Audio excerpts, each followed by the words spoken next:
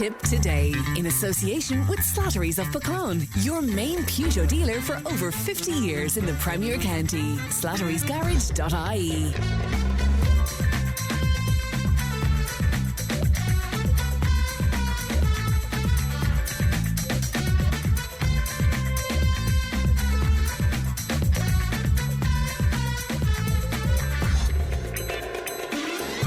Good morning, welcome along to Tip Today, 1800 938 007. That's our free phone number if you want to talk to us, and Leanne is producing. Coming up on the show this morning, in a few moments' time, we'll be hearing from Stephen Gleeson, who will look back at the weekend sporting action for us. A new poll suggests that a majority of people across the island of Ireland would vote in favour of Irish unity within the European Union framework. As part of Irish Colitis week, we'll be hearing from Treacy and her personal experience of living with the condition. Following Saturday's protest walk in Clonmel against the use of sulkies on public roads and animal welfare in general, I'll be joined by Deputy Michael Murphy and organiser Cllr Liam Brown as well to discuss the issues around that. We'll also bring you more stories about the characters of Tipperary and an update on the fundraising efforts by Cahir Community Hall Committee, and also the Tipp FM Investigates team focuses on the long-awaited Thurles Bypass project. We have a prize for you, and it's a wonderful prize. Indeed, rather unusual one too. This week, Bodega 1830 and Vesuvio are giving one lucky listener the chance to enjoy an unforgettable weekend of food in Clonmel worth over €250 on Friday night. A 5-course tapas dinner with a glass of wine for two at Bodega 1830 on Saturday morning. Breakfast for two at Bodega Cafe, including tea and coffee. On Saturday night, pizza and a glass of wine for two at Vesuvio Pizzeria. And on Sunday, Roman-style pizza or a sandwich with coffee at Vesuvio Romano. So one winner, one incredible weekend, and we'll be looking for a finalist every day this week where that is concerned. If you want to get in to the draw, all you have to do is text Bodega, that's BODEGA, to 083 311 3311, followed by your name and your details to us as well. Let's have a look at the front pages of some of your newspapers today. The Irish Times, and they're leading with the story that embattled UK Prime Minister Keir Starmer will today put closer ties for Britain with the European Union at the centre of his pitch to save his job, as internal rivals circle him following the Labour Party's dire performance in elections last week. He is now, currently I was reading this morning, the most unpopular British Prime Minister in history. In history, can you believe? Also on the Irish Times today, more than 30 vacant and derelict properties bought by Dublin City Council for social housing since 2017 remain unused and may no longer be viable for refurbishment because of their extreme state of dilapidation. Also on the Times today, the state may have been left exposed to significant liabilities after 5 cases have been taken against it by providers of buildings originally earmarked for accommodating asylum seekers. Now, the providers, you won't believe that they're suing the state after the government changed its plans and reduced the number of accommodation facilities needed. So there you go. So we're exposed there. The Irish Daily Mail, the lead story on the Mail, tragic Carlow gunman Evan Fitzgerald told Gardaí that if he wanted to hurt people, he'd have bought deadlier weapons. And according to a confidential document seen by the Mail, Mr Fitzgerald was interviewed by Gardaí on the day of his arrest for buying firearms in an elaborate undercover sting. Now, he later, as you know, died by his own hand, aged just 22, during an incident at Carlow Shopping Centre on June 1st of last year. The Irish Independent, Charlie Weston has the lead story there, and Charlie telling us that mortgage holders are rushing to fix their home loan rates, fearing a spate of rises are on the way, and large numbers are also breaking out of existing fixed rate arrangements to lock in to new fixed rates in a bid to shield themselves from expectations that mortgages will jump.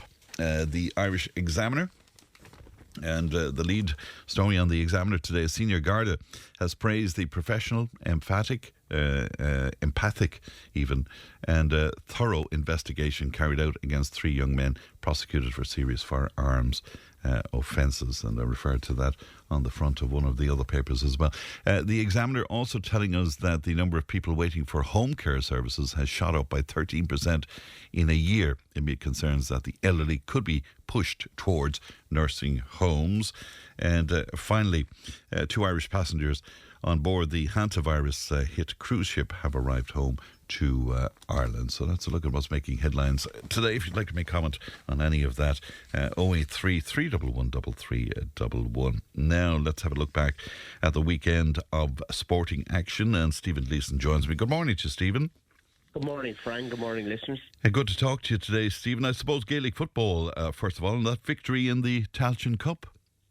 Yeah, great day for Gaelic football yesterday. There was huge excitement right across Ireland, and above in Sligo, Tipperary in action in the Tailteann Cup. So it was a difficult fixture because, first off, you have to travel that distance. Second off, Sligo have been very good against Tip in recent years.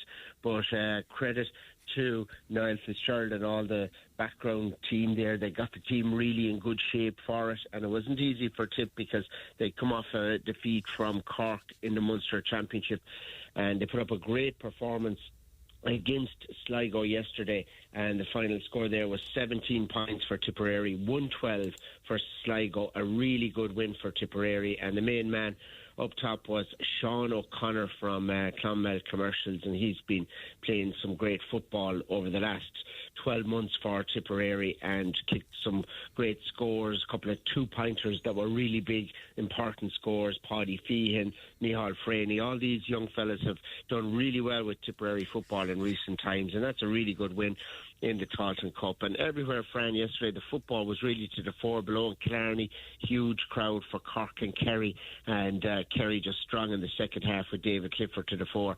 Over west you had Roscommon winning a Connacht final, and they were singing the N17 last night on the streets in Roscommon, in the towns there, and it was just huge excitement that they were able to overcome a strong Galway team in that. So football is to the fore at the moment, and fair play to the Tip footballers. They're through to the next round as winners in the Tailteann Cup. You know, sadly, the under-20 football is just beaten by Sligo, but on penalties, Stephen.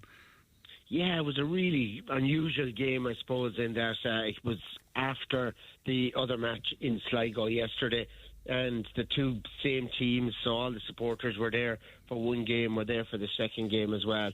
And, you know, it was a match that Tip were to the fore in as well, and, you know, hit a good number of scores, 26 points to 220. It finished level, and then the game went to penalties after that, and just pipped in the end 5-3 on penalties in that one.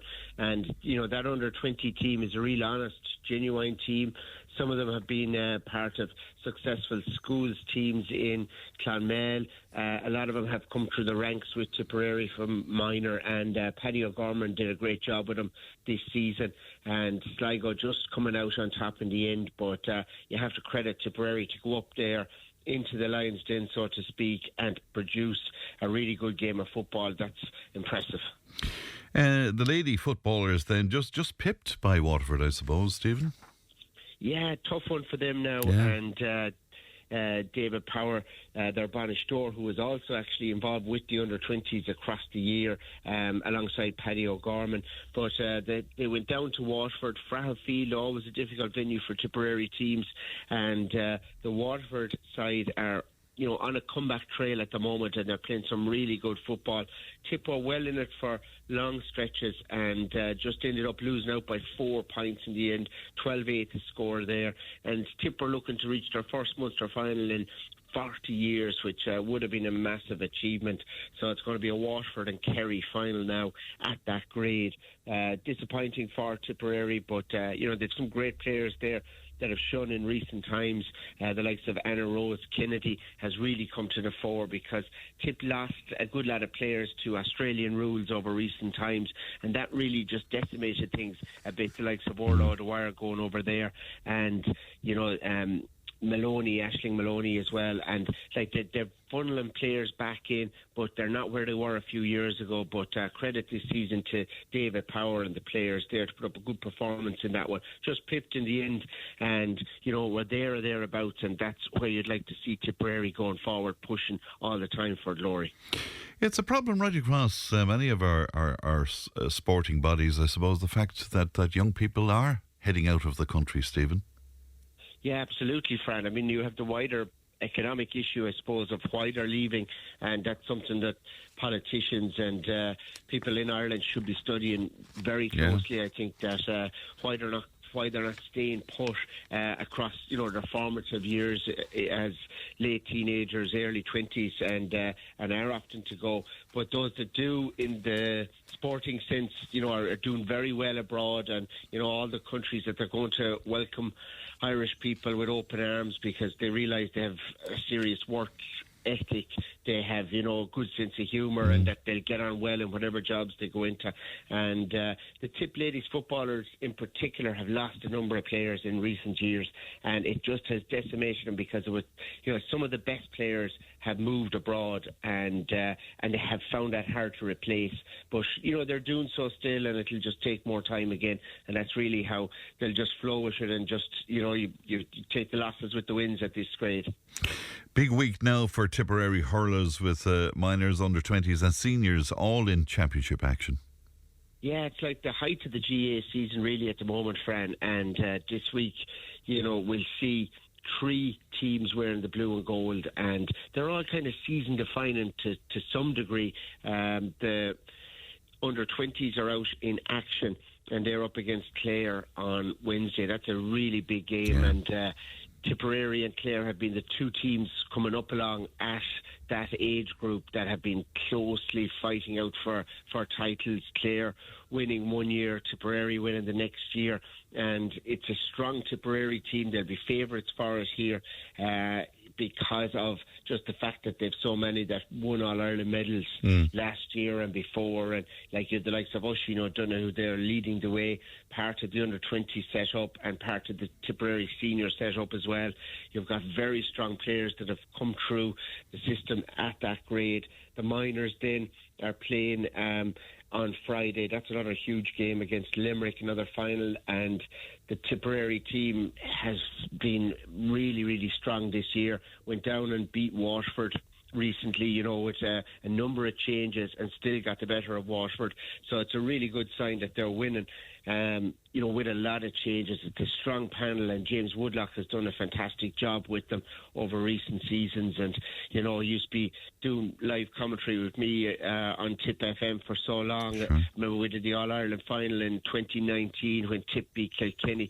And James was so good to take notes and to study teams and patterns and everything. And, he's really done a great job since he's gone in as Tipperary minor hurling manager. And, they've won 2 All-Irelands under his tutelage, and now going for another final with a completely new look team again. And then Saturday, Fran, we have the big one in many people's eyes. It's the senior match against Cllr, and that's in Thurles, and that's going to be a massive match. I mean, that is a real season definer, same as it was last year down in Ennis. If Tipperary beat Cllr, there's a good chance that they'll progress in the Munster Championship and that they'll stay in the All-Ireland series and look to retain their title. Beaten by Cllr, it's an absolute mountain to climb because you have to go up to Limerick then and beat Limerick above in Limerick. So it is a really, really important match for Tipperary, and no doubt Liam Cahill will have his team ready to go for that, and everything will be geared towards it. And hopefully there'll be a big Tipperary crowd in for it. And for the Camogie match that's on before it, Tipperary are playing Waterford in the Munster Camogie final. So that's another absolutely huge game. James Heffernan, new manager there, will be up against a strong Waterford team in that. And you're looking at a Tipperary team that, again, has probably got a couple of new players coming in through the ranks in it.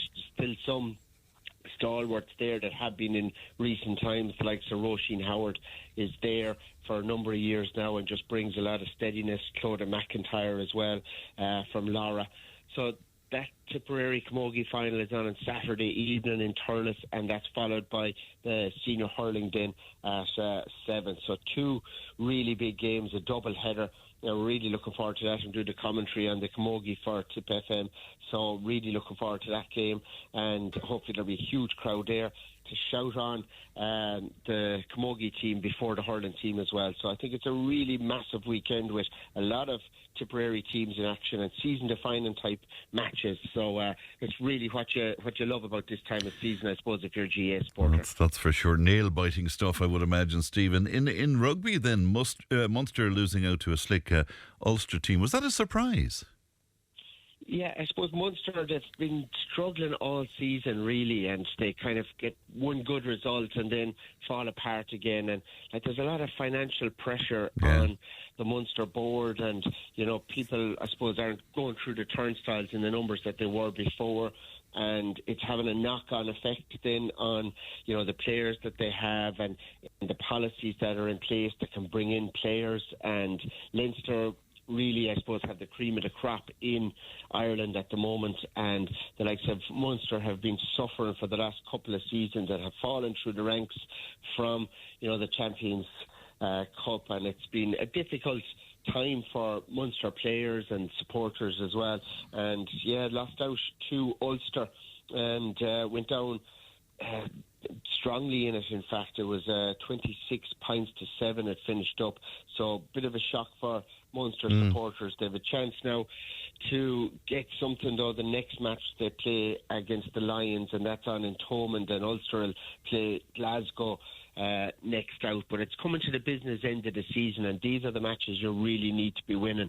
And to lose a game like that for Munster now, they have a lot of questions to answer themselves, and they have a very short period of time to study their form and turn things around. But it's that kind of crunch time of the season in rugby, so a lot of work to be done yet in Munster. To soccer then, across channels, Stephen, Arsenal beating West Ham and just 2 games away from a first Premier League in over 20 years. Oh, that'd be fantastic for Gunners supporters, and London, I suppose, has been on the back foot compared to teams in Manchester and Liverpool in recent times. But Arsenal have had a really good season, but a lot of controversy in the match yesterday. They were playing against West Ham, and it was 1-0 to Arsenal with the clock just ticking away and time just up. And West Ham got a goal late on in the match, but the referee went to VAR, studied the television screen and all the rest, and then ruled out the goal for a hand on the goalkeeper's arm. But having said that, there was a lot of players wrestled to the ground before that. There was players being pushed. So a lot of controversy cross-channel with that, and people questioning, should video-aided technology be used in matches like this, because it was a very hard one to call. You couldn't say for definite it was a foul, and it wasn't a foul. So that was really where the grey area was, and the referee went with what he could see at the moment that he allowed the goal, and then he was called back by the technology referee, the VAR, and the story was then that it was ruled out, and being ruled out, it meant that West Ham lost out, and there's a chance that they'll be relegated, and that just has a knock-on effect on their club as well. So draw would have been absolutely huge for West Ham, and it would also have brought Man City back into the title race. So I suppose as sport changes, there's a lot of grey areas with video technology, and we've seen it as well with Hawkeye in Gaelic games, and you see it's used regularly in tennis as well, and a lot of sports. But it definitely takes it from a spectator point of view, because you're jumping around celebrating, and then you're called back, and you have to wait another 2-3 minutes to find out, is that being allowed or not? And there's a lot of debate going on whether it's good or not for sport, because something about sport is just about being in the moment. But that means, you can't actually confirm that you won it until a couple of minutes later. So a lot of drama and controversy. And it slows down the game considerably. I often feel that if you're at home watching, it's kind of okay because you're seeing all the technology and stuff. But I would imagine if you're in the crowd on the sidelines, Stephen, it's just slowing up everything. That's it, Fran. Yeah, and I mean, you imagine you're at a match there and you see the ball going in and you start jumping around and celebrating, and then all of a sudden you have to sit down again and you have to wait, and then you're told no, it wasn't a score at all, and the whole dynamic of the occasion changes, and it's probably affecting how people celebrate at matches, because they're still waiting to see, is it a score, and that takes from it.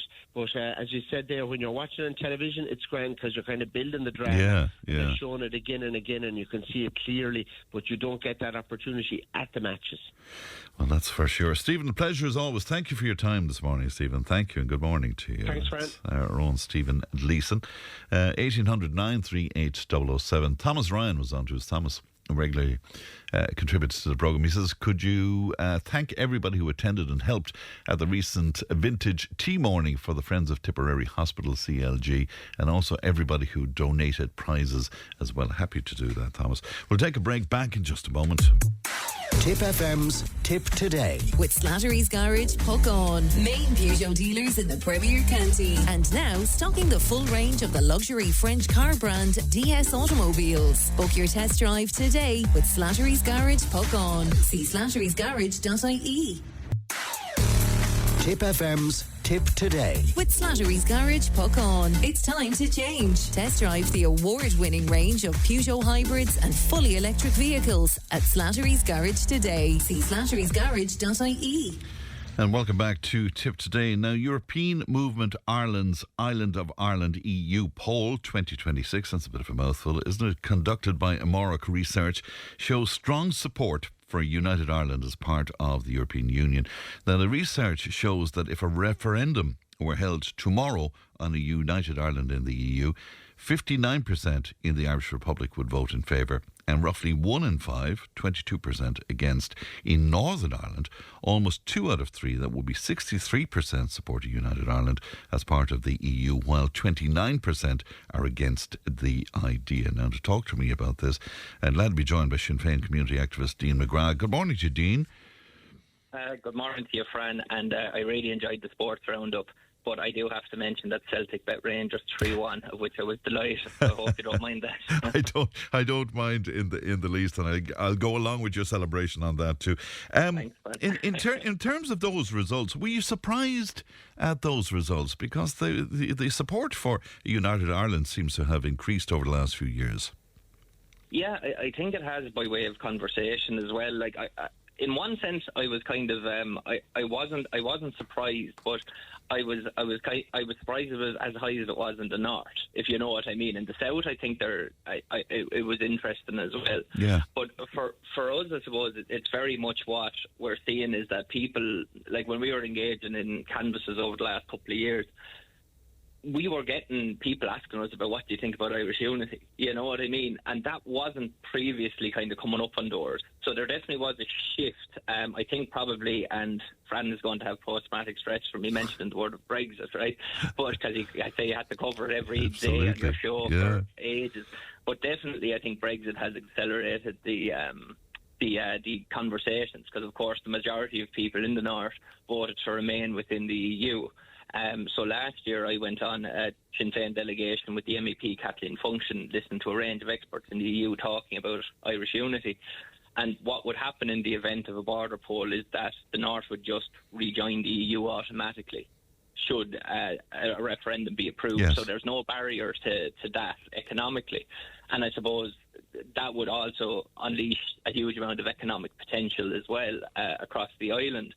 But certainly, I think it probably acts like kneecap and and Chase and Abbey and all these different kind of groups that are speaking Irish and rapping in Irish. They're talking a lot about colonialism, about unity. So I think that's definitely sparked something in the young people too. You know. I'm just wondering though, could it be argued that support for unity linked to EU membership is quite different from support for constitutional change itself? Is that worth teasing out, Dean, do you think? I think so. Now, look, I've developed a kind of, I suppose, from the EU, and especially here when you're looking at all the money they can spend on arms, and then, like, they'll break rules for kind of the militarisation and stuff like that, but then we don't see them breaking rules for things like the cost of living, housing, etc. in terms of expenditure.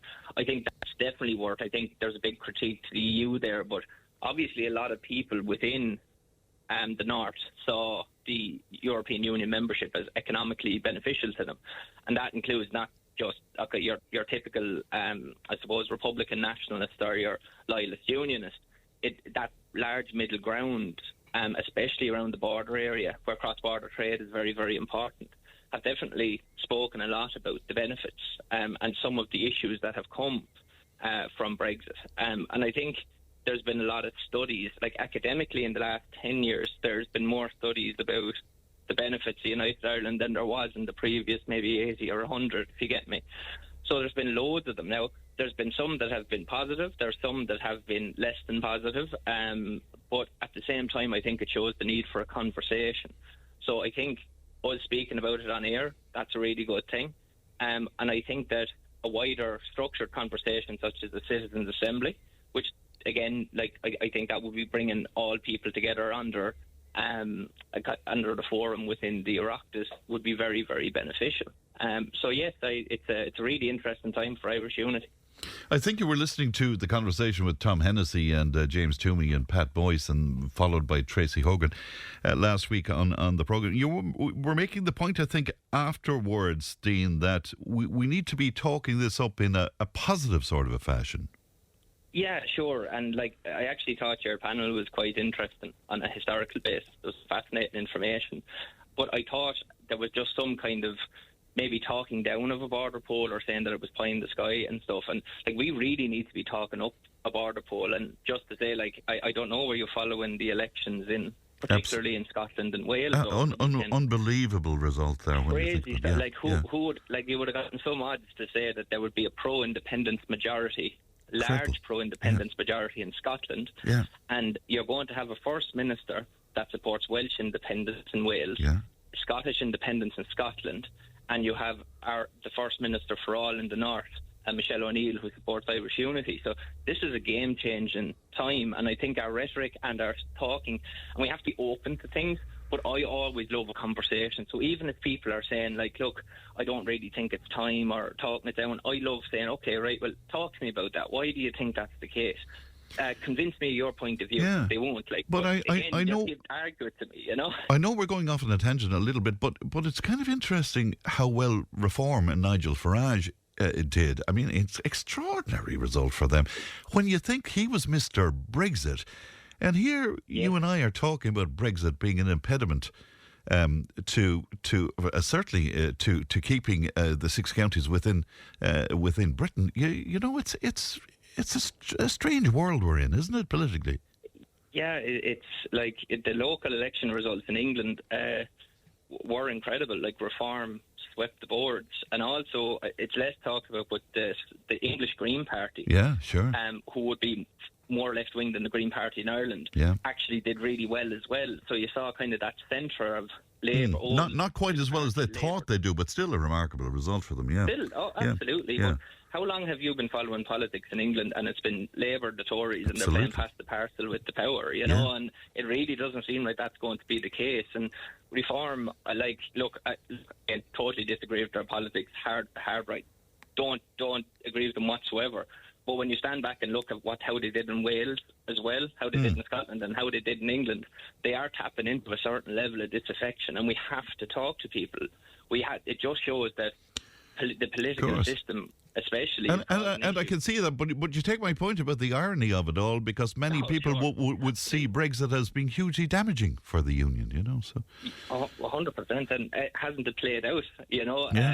So when you look at the Union, or how the strong Union that we have, independence majorities in Scotland, so the Scots have elected a government that wants away from Westminster. The Welsh have elected a separatist government. They're not quite there with majority, but they got the most votes. And in the North, we have Sinn Féin topping the polls. I don't know at the time of the Good Friday Agreement in '98 what odds you would have gotten for that. But really interesting times. The poll also shows some declining satisfaction, Dean, with the EU in the Republic. Does that concern you? It does and it doesn't, I suppose. Look, for me, I think that our EU membership, I've always been cautious about it.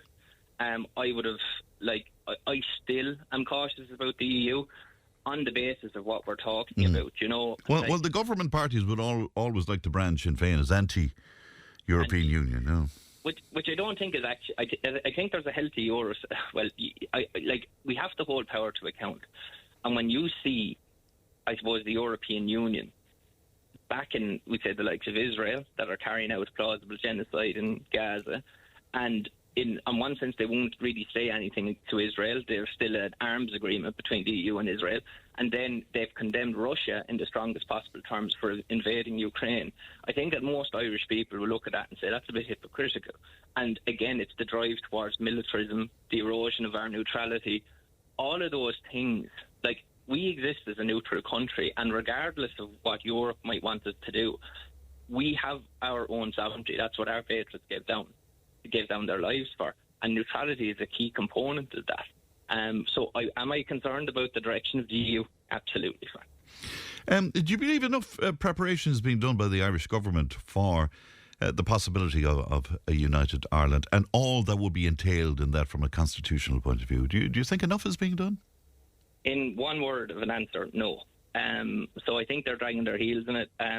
Strangely, I think Fine Gael are slightly more progressive than Fianna Fáil on it as well. I think Leo Varadkar, he made some very positive comments about unity on a podcast when he was obviously not Taoiseach. But that was really positive. The pity he didn't say that when he was in office. But at the same time, I think there's a number of things. So we brought a motion in 2025 to the Dáil, which basically laid out a plan. So a citizens' assembly, like we're saying, bring in people that agree, disagree, undecided. Bring them in, put a process in place, and bring in experts and let the citizens who are selected in that assembly make policy recommendations, the same as they do in other assemblies. We also said that a green paper should be launched, so basically the Irish government should be able to lay out, well, this is how we would do it if this happened or when this happened, and also that we think like there should be a department of reunification, such as the pace of this change within the department of the Taoiseach to oversee it as well. I think it's really important that we're leading on this. But when I look at it, actually, even with Fianna Fáil, Billy Kelleher in 2022 has made quite an interesting contribution. He's, of course, an MEP for Cork and is many ways seen as like the arch nemesis of Micheál Martin, him and Jim O'Callaghan for the leadership in some ways. But he talked about Irish unity in terms of planning, in terms of context, in terms of the government needing to lead it. So I don't think we're singing hugely after the same, we're not pulled apart here, but it just seems that while some people within Fianna Fáil have a more progressive view, the current government don't have the same, well, if they do have the same view, they're certainly not showing the same pace in trying to plan for this, and they need to. From listeners who have been contributing on this subject over the years, I think the main concern for people about a united Ireland is this idea of a new Ireland, of what we might be prepared to surrender to maybe minorities to have them comfortable with the notion, if you gather what I mean, Dean. Would you go along with that? That's a big concern for people. It is, no pun on the word surrender. Absolutely. But certainly for for people of a loyalist persuasion, they likewise have those concerns. And I suppose we have to talk to people about it and talk about what a new Ireland looks like, because a lot of people, and you hear them on your show every day, say the current 26 county state isn't working for them across maybe health service. There's ambulance service workers on work rule and will be on strike tomorrow for fair terms and conditions. There's people who will tell you education isn't working. They will tell you that there's so many issues in terms of local government, and similarly in the north, there's a lot of people will tell you that the devolved administration, that as long as Westminster is in kind of holds the purse strings, so to speak, there's many issues as well. So I think we have to hear about the concerns, hear about the worries, and I'm perfectly open to having those conversations. But I think if we're talking about it, that's progress. Because, of course, we wouldn't have reached a situation where we have a Good Friday Agreement if we didn't talk to people who had concerns or who we profoundly disagree with. So I think it's really important we keep diplomacy at the heart of it too. Listen around to say nobody is addressing the elephant in the room with Nigel Farage and Reform, elected on immigration. It's a fair comment, isn't it? Migration would certainly have played a big part in their success. I think so. I think it's more, there's a bit of that, but I also think it's, when you see such Labour strongholds being lost to Reform, you're saying that if public services aren't delivering for you, if NHS waiting times are going up, if children are living in poverty, if public transport doesn't work, if all these things don't work, if someone presents an alternative argument to say that they can either fix these things by whatever may, and it may be punched down, it may be focusing on different things, there definitely is an element of people are willing to give Nigel Farage a chance. That's what it seems to be. And it's strange that it's happening in England, but not in Scotland to the same extent. But then the Scots voted to remain as well. But I take your point, Mr. Brexit, we thought maybe he got it done in his own words and he'd leave the stage. He most certainly hasn't left the stage. And that's a huge thing. Could well be the next occupant of number 10 when you think about it, Indeed, yeah. Trump in the White House and Farage in number 10 Downing Street. You would have got some odds for that, however many years ago. Dean, thanks for your time today. Good to talk to you. Thanks very much indeed. Thank you. Bye-bye. That's Dean McGrath there, who's a Sinn Féin community activist, and he frequently contributes to the show as well. 1800 938 007. Back in a moment. Tipp FM's Tip Today. With Slattery's Garage, puck on. It's time to change. Test drive the award-winning range of Peugeot hybrids and fully electric vehicles at Slattery's Garage today. See slatterysgarage.ie. If it matters to you, it matters to us. Call Tip today on 1800 938 007. Jerry Dunn was on to us to shout out congratulations to Niamh Power from Carrick-on-Shore for scooping Best Actress in the RTE All-Ireland Drama Festival. Niamh is a granddaughter, Jerry is telling me, of Peg Power, the wonderful Peg Power. What a great achievement, it says here. Well, a great achievement, but Jerry, I'm sure you'll agree with me, she didn't lick it off the stones there. Well done to Niamh, and we'd love to talk to Niamh at some stage or other about her acting. But in the meantime, many congratulations indeed. Now, this week marks Irish Colitis Week 2026. Treacy Hayde called into us recently to talk to us about her recent diagnosis and how it has changed her world. And she joins me now. Good morning to you, Treacy. Good morning, Fran. Thanks for having me on. You're very welcome. But sadly, you're in hospital with colitis at the moment, Treacy. Yes, again, the pain got worse at the weekend, so we're trying to get that under control. Oh, Lord. Sympathy to you, Treacy. Will you tell us what exactly is colitis? It's inflammation in the bowels, basically, and it can cause issues with pain, diarrhea, constipation. Now, I don't get the constipation part of it, unfortunately. Yeah. But it's quite bad. And there's people out there living with it, and I think there's 2 or 3 types of it. I think there's a microscopic one, which it's not as bad. Then there's, I think, just general inflammation in the bowels, and then there's ulcerative colitis, which is the worst one. Now, you had a recent diagnosis, but had you these sort of symptoms for years without knowing what it was, Treacy? Is that it? Yes. I've been suffering since I was a child, and I've seen doctors since I was a child. And I think every time they saw me, I wasn't in full active inflammation. Right. Because you can have times where you go into kind of like a remission, if that makes sense. And then there's times where it's really bad and it's inflamed. It all depends as well on what you eat. You have to figure out what's triggering the inflammation. And have you managed to do that so far? Not fully, but I'm trying. Yeah. At the moment, I'm trying an unprocessed food-free diet, basically no processed food whatsoever. Right. And are you eliminating certain foods and trying that? Yeah. Now, there is something I have eliminated, I can't eat high-fibre foods. If I eat any high-fibre, I'm running to the loo. Right. Which would be what? Like brown bread, brown pasta, brown rice, anything whole wheat. Right. And were you always like that, Treacy? I've always been in some way unwell with my stomach since I was a child. Yeah. Always. Rich food used to upset my stomach or upset my bowels, everything like that. Right, but you didn't have a diagnosis as such. No. And it sounds to me, with my medical degree, of course, it sounds to me a bit like irritable bowel syndrome, but is that quite different? Yeah. there can be similarities is the problem, and this is where they don't know. And if you don't have active information when they're looking, they're not going to diagnose it. Right. Do you know, like last week was the first time that anything like that ever showed up. Wow. So, and so for you to end up in hospital, I mean, the pain must have been really bad, was it? Pretty bad, yeah. Yeah. I've never had pain like it, even with labour with my daughter. Wow. It wasn't half as bad. Wow. So that'll tell you. So, and I suffer with pain on a regular basis, so it takes a lot for me to let it affect me. You'd be used to dealing with pain, yes. so it must be very bad. And how do they treat this then? I know where diet is concerned, but I mean, if it gets as bad as it got for you, what can they do for you?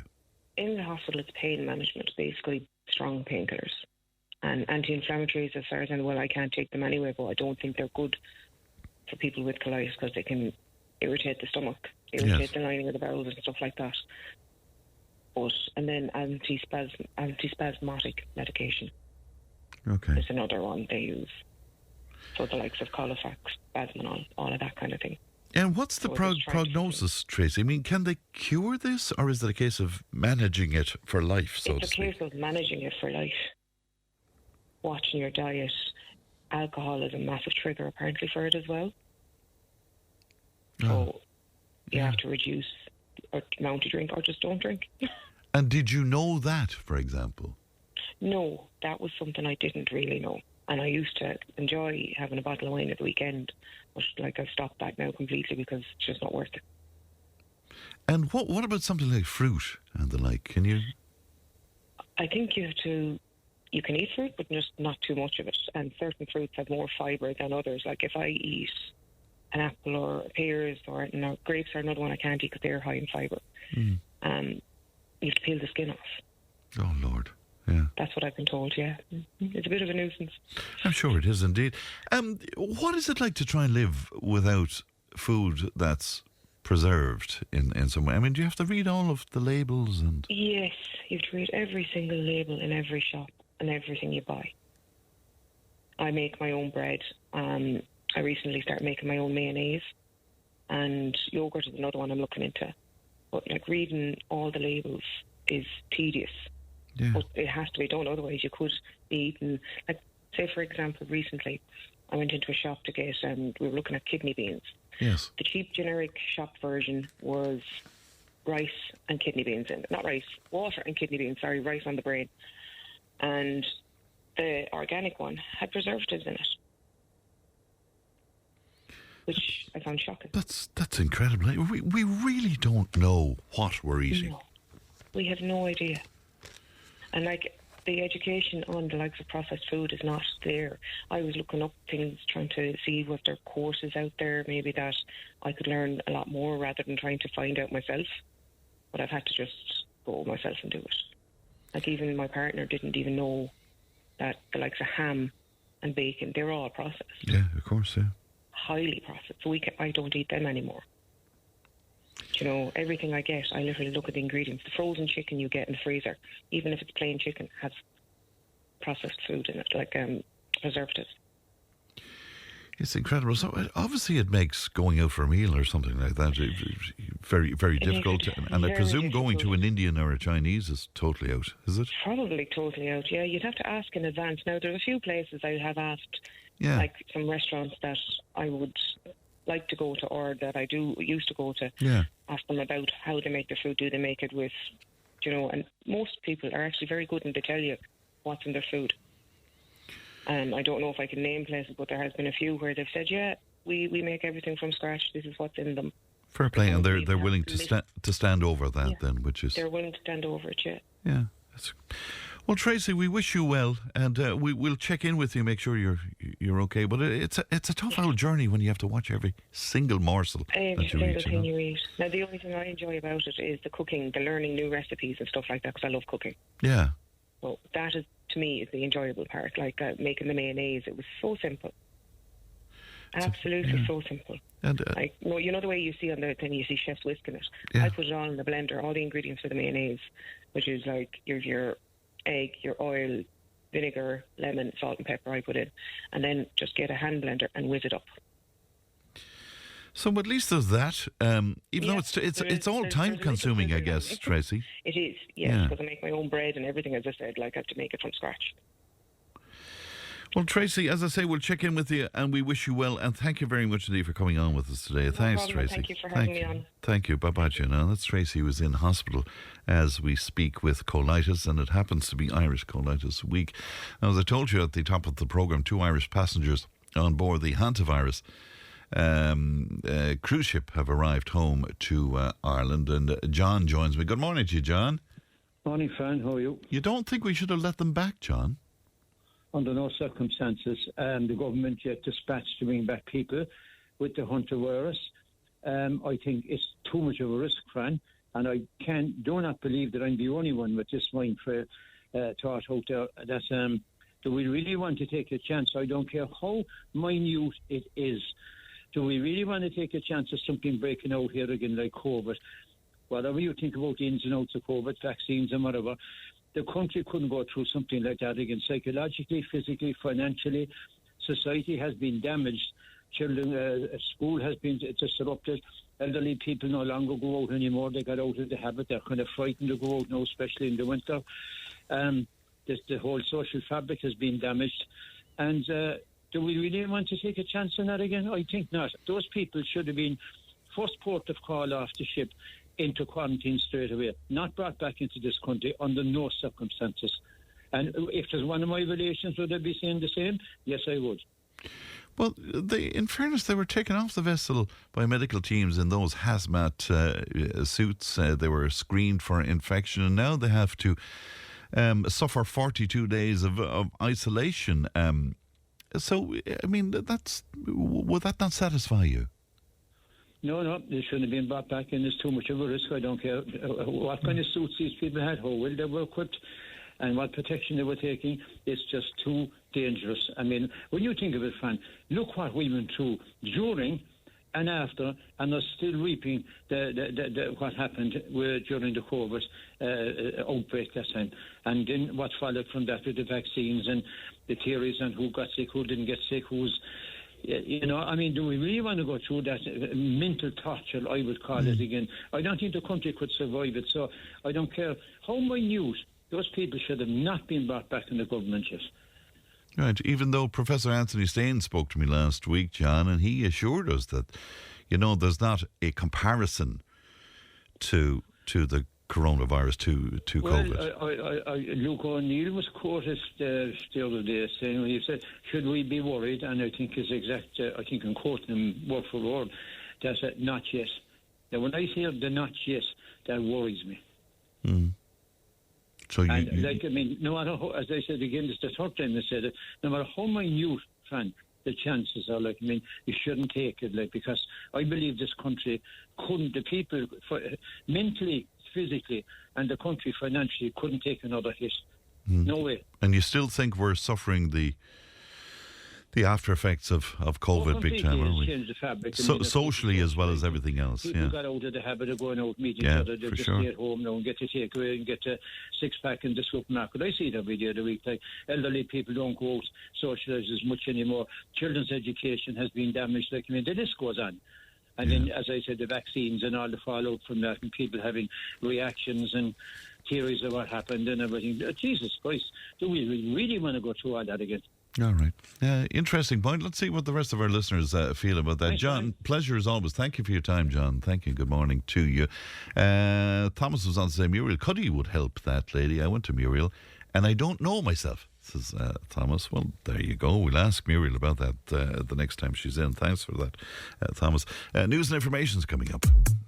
Tipp FM's Tip Today. With Slattery's Garage, Puck On. Main Peugeot dealers in the Premier County. And now stocking the full range of the luxury French car brand DS automobiles. Book your test drive today with Slattery's Garage, Puck On. See slatterysgarage.ie. Tipp FM's Tip Today. With Slattery's Garage, Puck On. Over half a century driving the people of Tipperary and surrounding areas with quality, reliable and economical vehicles, new and used. Call the sales team today to discuss your next car or van on 067 24 111.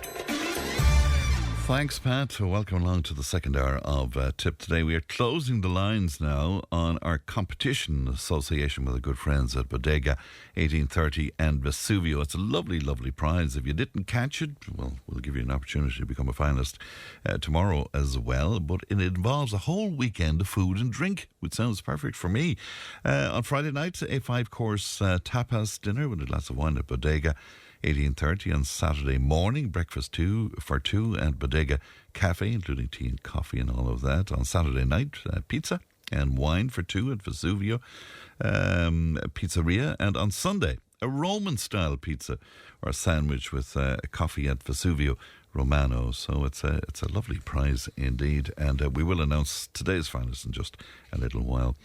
On Saturday, a protest walk took place in Clonmel highlighting animal welfare concerns, with particular attention focused on the use of sulkies on public roads. Councillor Liam Brown and Councillor Michael Brennan organised the meeting in association with My Lovely Horse Rescue, and Councillor Liam Brown joins me now. Good morning to you, Liam. Morning, Friday, morning to the listeners. Good to talk to you today. Were you happy with the turnout on Saturday, Liam? Yeah, it was fine, yeah. It was a fine turnout on Saturday. As in all these things, I would have wished it was 10 times bigger, but it doesn't matter to me. I think when anybody stands up, if only one person stands up for what they believe in, that's a good turnout. But yeah, it was quite a substantial turnout, and it came from across the community, not just from around Tipperary, but I spoke to people from Waterford, Cork and Limerick as well. So yeah, quite happy. Quite happy we got our message across, and we got it across to quite a substantial number of people. And what about the political turnout there? I saw Deputies Matty McGrath and Michael Murphy there. And what about councillors and TDs? Were you happy with their attendance? Yeah, yes and no. Look, delighted to see Councillor Murphy there and Councillor McGrath. Very disappointed not to see Councillor Healy there. I thought that Seamus, he was already in Clonmel protesting on Saturday. I think he could have joined up and shown solidarity with the group. Also, look, I had a couple of apologies from local councillors in Clonmel and in the Carrick areas. We had Phil Bugler came down from North Tipperary, fair play to Phil, and so did Fiona Bunfield from the Nina area. Councillor Malloy, myself, Chicken, Councillor John O'Heaney, I think he should be given credit as well. John came a long distance to support it. So again, I would have preferred more councillor support, but really where I want councillor support is in the chamber, not on the streets, Frank. That's where it really matters. Why do you think some of them might have chose not to attend? I don't know, Fran. You really have to bring them on yourself to answer for that themselves. I'd hate to answer for any councillor because I don't know exactly their personal circumstances or their personal beliefs. I do think that any councillor who doesn't think that the racing of sulkies on the road is a problem should really come on your radio station and explain why they don't think it's a problem. Because I think any normal, sane person in the world would realise that, it's a dangerous practice and the best thing to do is just take it off the roads. Why they may or may not have supported issues like this in the past, like I said, that would be down to themselves. But I would say on my behalf and on behalf of the councillors who did attend, fair play to them. We're not going to let it finish there. We're going to continue to contact councillors within Tipperary and within other county councils to get support behind this. And try to, first of all, to address the animal abuse that's going on, and we do know there's a serious level of animal abuse, as was told to us by people from My Lovely Horse and a few of the other organisations that we spoke to on Saturday. But secondly, the road traffic and the road safety concerns. That's something that should concern every single elected representative, be it at council level or Dáil level, and we all really need to sit down and get that sorted out.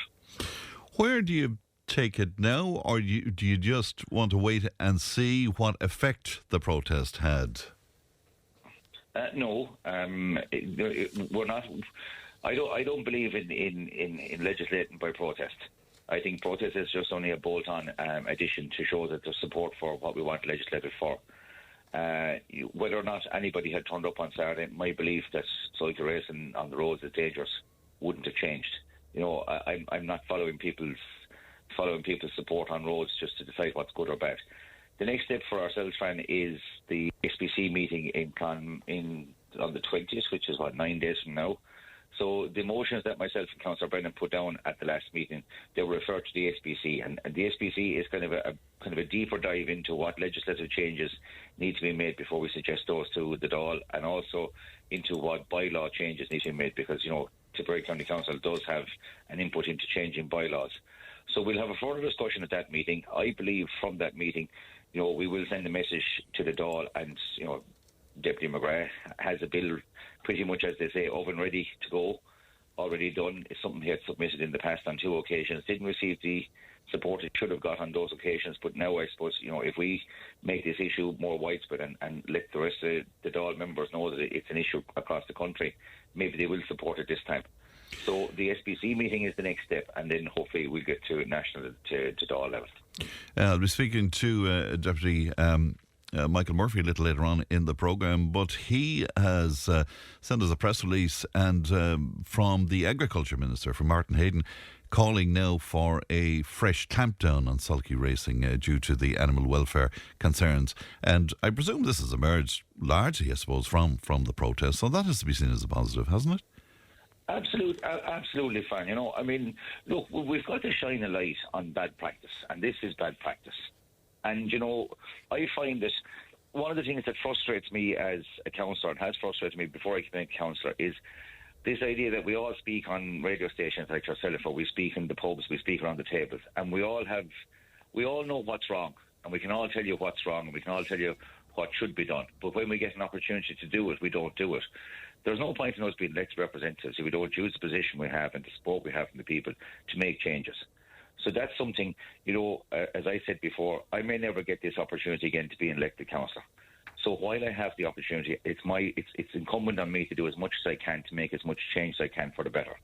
This is one thing that I was particularly passionate about when I came in, and that I could possibly make a change. So yes, if having to go out on the street, if having to come on the radio, if having to speak, and if having to get into heated debates, which we have done and will do in the future, if that means we get change for the better, I'm quite happy to do it. So I'm delighted to see that Michael has said that he has had word from Minister Hayden. I think, it's something that we shouldn't have had to go out on the streets to get. But be it as it may, if that's what got it, I'm quite happy we got it, because at the end of the day, this is, as far as I'm concerned, it's non-political. We had across the political divide, and I don't think I mentioned Councillor Richard Malloy a few minutes ago. Richie was at the meeting, at the protest as well on Saturday. He should be acknowledged too. It doesn't matter. There were Fianna Fáil members there. There were independent members there. Across the political parties, Fine Gael members were there. Phil Bogler. People know that this practice is wrong. We now have to get our voices together and make them louder and amplify the message so that we can political change at the Dublin level and national level, where the actual real change can be made. In the meantime, a lot of people are of the opinion, Liam, that, if the current legislation or the current laws of the land were policed, we'd be in a better place. Would you go along with that comment? I would. I completely agree with it. It's something that, again, is seriously frustrating in this sense, and across an awful lot of legislation, where we're brilliant to put legislation into place, but we don't have the enforcement powers behind it, or we don't have the numbers of police, for example, to do the enforcement. Or if we were talking about this case, if we were to take animals that were being abused, we've got to find places to put them, we've got to find the vets to look after them, and that all costs money. And this is one of the issues that Councillor Brennan brought up at the last meeting, that we didn't have a dedicated animal welfare committee in Tipperary County Council that could coordinate the different streams of funding, that could coordinate the different agencies all into one place, so we could do it as much as we can for animal welfare. So yeah, enforcement is a problem, and you would have to ask, if we're going to make change, don't make change on paper, make change on the ground, and that can only be done if we give extra enforcement powers, extra enforcement resources. But again, like I said, we're not going to do it if we don't speak about it. So if this is the start of the conversation, well and good, but it can't be the end of it.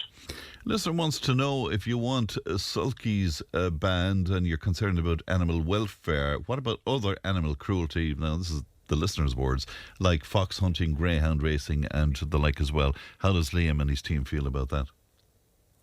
I would say that the listener who made that comment has been disingenuous. And I've heard that comment made in social media, and I've tried to address it a few times publicly myself. The whataboutery is, let me put this right now to be very careful in what I say. It's a block to any sort of progress. this idea that we shouldn't complain about this item because we're not doing something about another item is an absolutely ridiculous argument. Let's take each item on their own merits. Let's sort out the problem that we have here. And once that problem is sorted out, then we can move on to the next problem. If that listener wants to make themselves known to me and contact me personally and see, can I help them in any campaign that they want to, I'm quite open to that. I'm quite happy to listen. But what I'm not happy to listen about is people who come at this from a whataboutery point of view and say, oh, you'll do this, but you won't do that. Or you'll support this, but you won't support that. And in doing that, you end up doing actually nothing. I have no time for that sort of nonsense, Fran, and the best thing to do about it is to make it clear as widely as possible. In fairness, I wouldn't call it nonsense. I mean, it's somebody with genuine concerns about other aspects of animal cruelty, I suppose. It's a genuine question. I'm sure you agree. It is a genuine question, but what I'm saying to you is the people who have made that query to me genuinely, as you say, usually make it in the context as you shouldn't do this because you won't do that. They're actually trying to stop progress in one sort of campaign because they're not getting progress in 10 different campaigns. I understand that people have concerns about fox hunting. I understand that people have concerns about horse racing. But let's just take horse racing and sulky racing as an example and as a comparator. The issue I have with sulky racing is it's dangerous. It's on public roads. It's unregulated. It's using horses which are too young to be raced. It's using horses where there's no veterinary oversight and no veterinary care on the horses. It's using horses which are left on the road that are hit by a car. There is absolutely no comparison between that practice and the horse racing industry, which is highly regulated, which is done on racetracks, which is massive amount of veterinary oversight and care. Right, but still, can I preempt a whole load of text in that would say that so many of those wonderful, beautiful animals die in those circumstances as well and die on those tracks? They absolutely do, and it is an unfortunate byproduct of. And I know we're going off on a tangent now, by the way, but no. The best thing to find, I'll be fair. I'll be absolutely fair with any listener, and I'll answer questions. What I'm saying is you're talking about a highly regulated industry. No trainer sends out a horse to die. You know, it does happen, and we've seen it happen, and it is very unfortunate. And you can be absolutely sure that the owners of those horses, the trainers, the people involved in this industry, do as much as they can. For example, you take the Grand National. The Grand National now, compared to the Grand National 20 years ago, it's almost like two different races because the amount of safety concerns that were brought up, and they've tried to address them. All right. When you talk about sulky racing, you're talking about leaving horses kicking and dying on the road. All right. There's a complete difference to that. Jimmy Delaney was on to us as well, and Jimmy said that his group, Jimmy, settled traveller in Cashel, frequently contributing to the show as well. He said himself and his group reached out to TDs and councillors, asked them to start communication and help set guidelines in place. He wants this highlighted. He also says that horses on the roads are checked regularly and never raced underage. So let's leave the latter part of that for a moment. Did he reach out to you and TDs to meet with them? One second now, Fran. Just let me get this right before Jimmy comes on, because Jimmy has a habit of... No, but he's not available to us today, so, yeah. Oh, yeah, generally he isn't when he needs to be. Fran, the Tipperary Traveller Horse Owners Association reached out to us. They reached out to us with an email that wasn't signed, and I actually didn't know it was from the Horse Owners Association until last week. As soon as I was made aware it was from that organisation, I sent them a fairly substantial response. If I can just give to me 1 second now, Huey. They got a fairly substantial response last Wednesday. Yeah. You did respond to them. I did respond. And if you want to talk about that submission, I've no issue in talking about it. The original email that we got from the Horse Owners Association, it didn't address any of the safety issues. It didn't address any of the deaths of horses on the roads. It didn't address the ages of youngsters who are using sulkies. It simply came on to us and said, "Oh, this is our culture, this is our tradition. We're trying to take it away, and that's unfair." But in fairness, if I remember properly the content, I hope I'm thinking about the same document now, but they did speak about the need to have some form of an age restriction on sulky racing, and they did look to the future in terms of maybe turning it into some sort of spectator thing within a stadium or something like that. Am I thinking of the right document, Liam? Well, I'd have to open it up now. It was an 8 or 9 page document. Yeah, I think it's the same one, yeah. I'll send it on to you, Brian. I've no problem. And I'll send you on my submission in response to it as well. Not to bother with that, yeah. All right, listener. What I'm saying to you, Fran, is much of the discussion around sulky use. And let me be clear on this before Jimmy and the Horse Owners Association come back on, because I'm sure they will. I have never asked for a ban on sulky use. Never asked for it. Never, and I don't believe there should be I don't believe there should be a complete ban on sulky use. Well, you differ from Councillor Brennan on that, then, do you? I do. I do, and that's why we had 2 different motions in. I do differ from Michael on that one. Okay. I have never called for a complete ban on sulky use. What I have called for is the regulation of use of sulkies on a road. Now, in one term, I completely agree with Michael. There is no reason. There's a complete ban on racing sulkies on the road should be brought in, and that should be brought in tomorrow morning, this morning if possible. And anybody involved in organising, participating or facilitating a sulky race should be prosecuted. But that's already banned, is it not, Liam? No, it's not. Here's the problem, and this is the lacuna in the legislation, Frank. The organising of a sulky race is banned. You can be prosecuted for organising a sulky race. You cannot be prosecuted for participating in one, or you cannot be prosecuted for facilitating one. That's a big surprise to me. Yeah. Now, they can be dealt with under road traffic legislation, because obviously if you drive 3 or 4 cars behind a sulky race across a road, you're breaking road safety rules. But there's no actual legislation to ban you taking part in the race itself. So what happens is if Gardaí come upon a sulky race in progress, the riders on the race say that they have no idea who organised it. And Gardaí have to find the organiser, not the people participating in it. So that's the first thing I want to have happen. Well, in fairness to the Gardaí now, that would make that very hard to police, wouldn't it? It is, and this is exactly why we're calling for a change in legislation. It is really, really difficult on the Gardaí. Like I said, they can address road safety concerns. Obviously, if you're driving, 2 abreast on both sides of the road, you've caused a road danger to the road, and you can be prosecuted under those things. But the actual act of the race itself is not banned off the roads. And it wasn't, Frank, because one of the things that I hear from the travelling community, and let's address it now that it's been brought up, is that they have a cultural tradition to run horses and traps on the roads. The reality is, Frank, is my grandfather and your grandfather both ran horses and traps on the roads, because that was the way they got goods around the place. But when cars and lorries and vans came into use, the amount of people who ran horses and traps on the road practically disappeared. The only people who were left were generally travellers who were moving in barrel wagons or moving their wagons around the place. They weren't racing those up and down the roads. That was where they were living. And again, as the practice of using barrel wagons disappeared, there's no comparison whatsoever to saying that, my granddad used to go around the place in a barrel wagon, so therefore I should be allowed to race sulky up and down the road. Yeah, but there is an evolution of the use of the horse, though. As the need for the barrel wagon disappeared because the caravans, the mobile homes, and all of that. Yeah. They wanted to hang on to the culture of the horse, so that evolved into the sulky. Is that a fair summation of? Yeah, I have no issue whatsoever in hanging on to the tradition of minding the horse. Yeah, I don't think running the horse up and down the road is minding it, Frank. Okay. I think it's abusive, to be quite honest, what happens in sulky racing. And like I said, I didn't ask for a ban on the jogging of it. I asked for high regulation. I came out last week from Cashel to Rose Green behind a youngster on a sulky wearing a primary school uniform.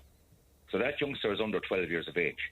There is absolutely, it's bonkers to think that we're even having a discussion about allowing a primary school child to run a half a ton animal and a sulky on an open sulky. No safety equipment, no hat, no back brace, no high vis, no attachment to the sulky himself if the sulky gets hit. Because again, on the way out from Rose Green last week, it wasn't reported, and this is the problem in the fact that most incidents don't get reported. There was another accident last week just outside Lionstown on the way out to Rose Green with a sulky in a car, where a rider was knocked off the back of a sulky after being clipped by a car. Now, are we going to wait until somebody gets killed, and then we'll wring our hands and we'll talk about Grace's law, and suddenly it'll become, Johnny's law or Jimmy's law because, someone got killed off the back of a sulky? It's happened before, Frank. Only last weekend we had 3 people buried in England who were killed a couple of weeks ago off a sulky, including a 3-year-old child. You know, it's happened in Dublin back in 2016. And, you know, I've constantly heard people, and you mentioned Jimmy, so let's talk about Jimmy. Jimmy will come on and say, oh, nobody's been killed off the sulky in Tipperary. Are we waiting for somebody to be killed off one before we legislate? Well, I'm sure he's not, indeed. I don't believe this, but I'm just going to give you a chance to answer it. One of our listeners saying, and I'm not sure if it's from a member of the travelling community, why has Liam such poison in his heart for travelling people? I don't believe that, Liam, but do you want to take that? Of course I do, Fran, because this is the issue. Of course I want to take it, because I believe we should be talking. I believe we should talk about every problem. And too often I'm told I cannot talk about a certain thing because I offend somebody. I do not want to be offensive. I do not want to offend anybody. I will sit down this evening with a travelling community and speak about this, but I won't change my mind on it.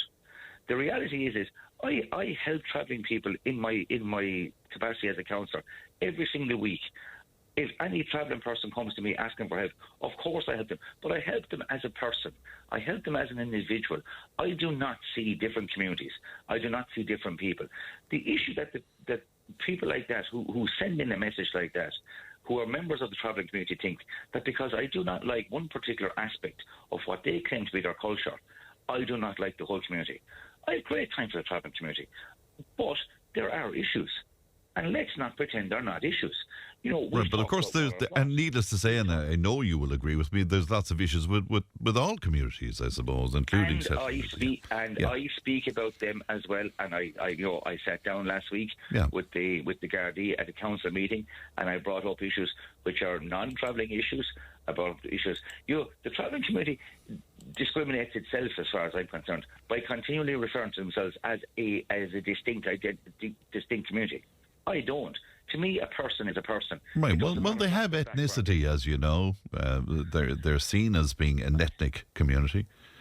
Yeah. Okay, fine. Let's take that. Of course, they're seen as being an ethnic community. Does that make them special? Like what exactly does that mean? I recognise that they're a separate ethnic community. We also have a separate ethnic Polish community. We've Coptic Christians, for example, in Cashel. You know. There's lots of different ethnicities. There's lots of different backgrounds. What makes you believe that you're in some way special because someone says you're a separate ethnic community? Well, I suppose what they would say to you is, if our ethnicity is recognised, we have a certain culture that goes along with that. We deserve a certain respect that goes along with that. So that's probably. And I give them all that. What exactly then do they think they're entitled to that's different from me, who is not a travelling community member? Well, I don't know. Nobody has asked that question. What exactly I will recognise that somebody has a separate culture, somebody has a separate background, somebody has a separate tradition. Fair play. Well, I presume that and I hate being a spokesperson for the travelling community because they're well able to talk for themselves, but there's none of them here to do so. So I presume what they would say to you is, look at all the years where, we were treated extremely badly. We were treated like second-class citizens. How suicide affects our community, how our life expectancy is so much less than settled. All of those things, I suppose, put together. I absolutely acknowledge all that, Fran. But again, I go back now to the same question. What do you want special now? What do you feel you're entitled to special now? Well, for example, let me give you an example on this. The travelling community is less than 1% of the population of Tipperary. However, they are now entitled under the Tipperary the Tipperary housing regulations to 10% of social housing. So if you have a claim to be a member of the travelling community, if you identify as a member of the travelling community, you have 10 times more chance of being offered a social house than somebody who doesn't identify as a member of the travelling community. Is that not discrimination? Well, you see, some people might view that as positive discrimination. And again, it's probably making up for years for years of difficulty, and it's a response to all of those. So we are acknowledging that there's positive discrimination, which is a discrimination in itself. Well, now you're into semantics for me now, Liam. You're the one who is saying positive discrimination. What I'm saying to you is I don't believe in any type of discrimination. Yes. This is where I'm coming from. I believe everybody should be treated with the exact same respect, with the exact same entitlements based on their merits, not on their background, not on the colour of their skin, not on their ethnicity, not on anything else. People are people. And if we treat everybody fairly as a person, we will have a much better society. However, in society, too often these days, we are actually carving everybody into some sort of community, and then we're demanding positive discrimination on behalf of that community, and then that community wonders why people who are not in the community complain about the positive discrimination that they benefit from. I must leave it there, Liam. But thanks for coming on. We always appreciate your time. Thanks, Liam. Thank you. Good morning. Not a bother, Frank. Thanks very much. Bye-bye. That's Councillor Liam Brown speaking to us there. Back in just a moment. Tipp FM's Tip Today. With Slattery's Garage, puck on. It's time to change. Test drive the award-winning range of Peugeot hybrids and fully electric vehicles at Slattery's Garage today. See slatterysgarage.ie. Tipp FM's Tip Today. With Slattery's Garage, puck on. Main Peugeot dealers in the Premier County. And now stocking the full range of the luxury French car brand DS Automobiles. Book your test drive today with Slattery's Garage, puck on. See slatterysgarage.ie. Welcome back to Tip Today. It's time for Global News now, and glad to be joined as usual with Thomas Conway from the Nina Guardian. Good morning to you, Thomas. Good morning, Frank. And good to see you today. No prizes for guessing what we're going to start with the UK local elections. It was a damning time for Labour, wasn't it? It is, and Keir Starmer is just giving a speech presently. He is defiant, insists he will fight on. You'd wonder how. I think, to be honest, to be frank about it, I think he is on the way out now.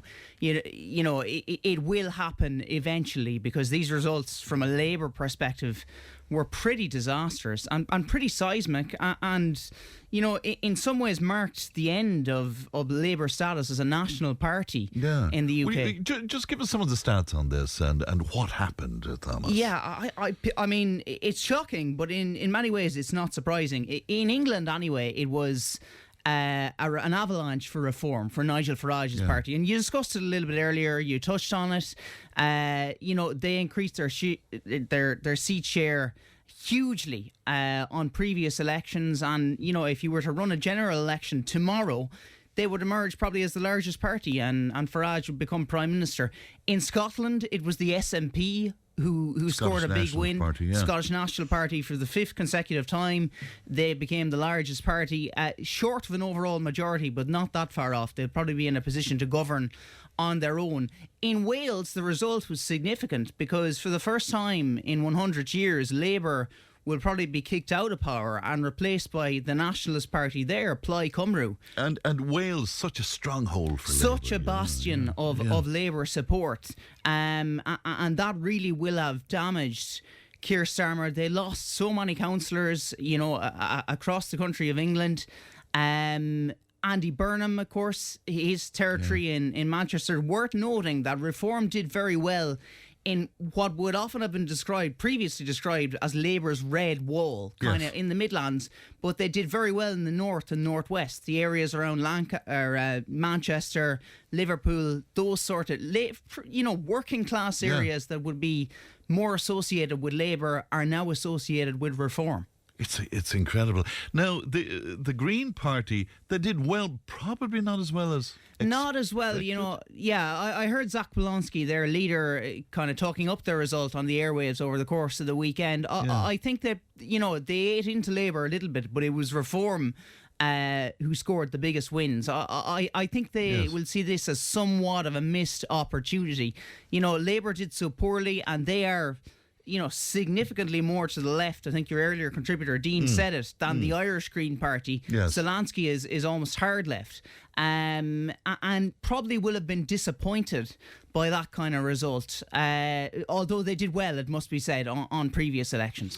So Starmer is going to fight on, but as you say, is there not a revolt coming from some members, some MPs? Yeah, and it was triggered on Saturday by a backbench Labour MP called Catherine West. She's an Australian-born MP, apparently speaks 5 languages. She's a very intelligent woman, who said that if there is not a leadership contest, or if someone doesn't challenge Starmer by Monday, I will. So that was... That was a significant statement. Now, to do so, to trigger a Labour leadership contest, you would need the support of 81 MPs. So it's significant. Labour has, hundreds of MPs in the House of Commons. You would need the support of 81. And the only viable successor that I can see at the moment is not even in Westminster. I mentioned him there, Andy Burnham, the Mayor of Manchester, who's hugely popular there. Now, if I was a Labour Party strategist here, what I would do is I would get Burnham to Westminster with a by-election, if possible at all, and organise an orderly transition, because Labour will not want to replicate the chaos of the Tory years. There are other people there. Angela Rayner, former Deputy Prime Minister, she's tainted by a tax scandal. Wes Streeting, the Health Secretary, he was close to Peter Mandelson. And some are even touting Ed Miliband, the former Labour leader, which would be remarkable if he were to come back into the fold. Indeed. What some people can't get their heads around, and again I mentioned this earlier on when I was speaking to Dean, is that, a lot of people, and maybe rightly so too, would blame some of the ills that the British people are dealing with on Brexit. Mr. Brexit is the guy who has benefited hugely. Yeah, and I think it is his overall charisma and his ability as a politician. And look, I'm no fan of Nigel Farage, but I think he is enormously talented when it comes to the communication, and he has a huge amount of charisma, and he has tapped into the grievances of lower and middle class England, and they have plenty of grievances. The economy, the British economy, is still sluggish. There is fierce inequality in parts of Britain, and that has existed for generations. And I think Nigel Farage has tapped into that correctly. Immigration is another thing. Of course. A major issue, and he is hard line in immigration. And what was that statement he had about putting some form of prison type situations for immigrants into areas where they voted for the Green Party? Yeah. So these kind of radical statements are radical policy measures. But, voters, much like in the United States before the election of Donald Trump, are looking for something radical these days. And I don't think Keir Starmer offers that. He is at heart an incrementalist. He's a centrist. And he believes in kind of incremental change, whereas Farage is a disruptor, and he illustrated that through Brexit. Is Starmer hoping that he can hang on by in some way boosting the relationship with Europe? I think that is the case. He's expected in that speech that he's given presently to pivot further towards Europe, or to shift, to shift the UK further towards Europe. And that seems to be his strategy approach here. And that's probably a good thing from an Irish perspective and a European perspective more broadly.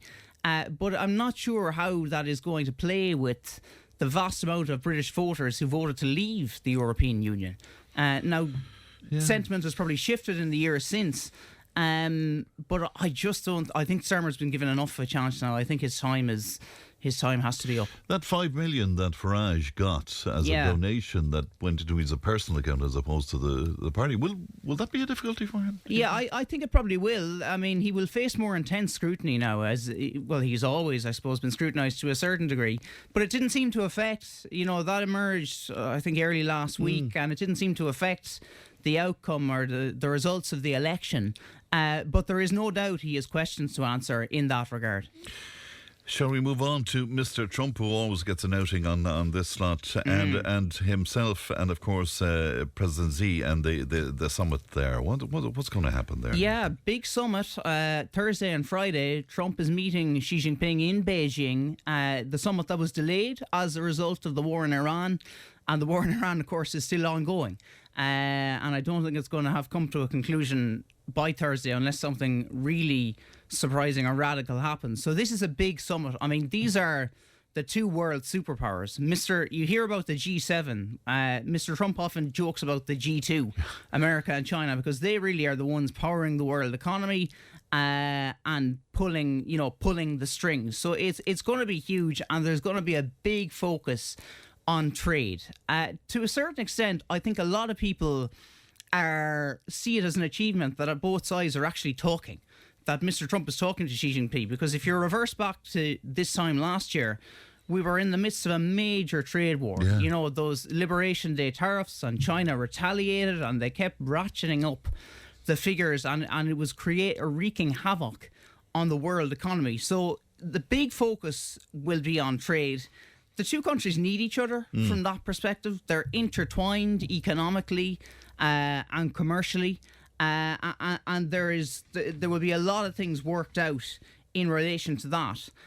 But it's going to be very interesting to see the type of, the rhetoric that comes out of Trump, because so much depends on him. Yes. And he's so unpredictable. He talks about China as a nemesis, and then he says Xi Jinping is his great friend, whom he gets on very well with. It's impossible. There's mixed signals, as there always is. Whereas with Xi Jinping, you have more of a degree of certainty. He's more measured as a politician. But I suppose there are questions then around Taiwan, and what signals will come from both sides in relation to that. Will Trump make some kind of pronouncement in which he reneges on US support for Taiwan in exchange for, I don't know. And is that a possibility? Well, anything is a possibility with Donald Trump, I think. Now, I don't think senior Republicans would react well to that, in fairness. Most of them are defenders of Taiwan, the majority. So I think he will aim for a maintenance of the status quo in that line. Keep the American support for Taiwanese independence, but a muted type of support.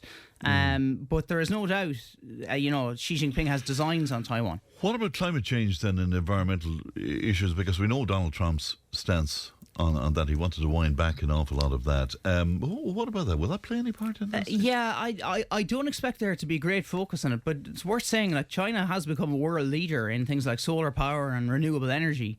It has seen the necessity to shift away from fossil fuels and seized the initiative and gone on that route.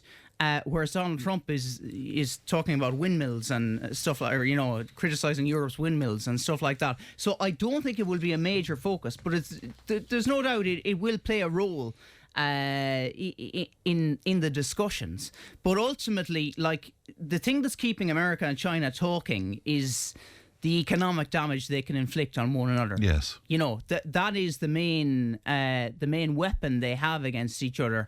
And the tariff dispute last year illustrated that.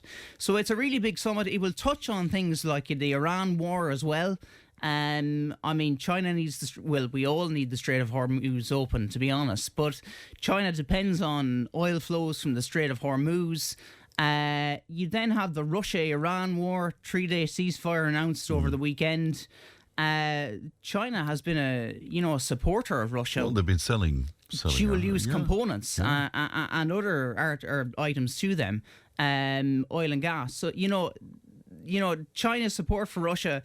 I wonder, will that feature? I wonder, will Trump home in on that? Or will it be strictly trade? I get the sense it might be, might be economically focused. Worth noting as well, it's the first of 4 expected meetings this year. So Xi Jinping is going to come back to Washington, and then they'll meet on the sidelines of international summits. All right, let me take a quick break, Thomas. We'll be right back.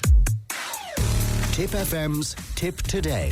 With Slattery's Garage Puck-On. Now is the time to pick up your next van. From the award-winning Peugeot Partner van to the Expert and the load-lugging Boxer van. We have big vans, high-roof vans, long-wheelbase vans. You'll find them all at Slattery's Garage Puck-On. See slatterysgarage.ie.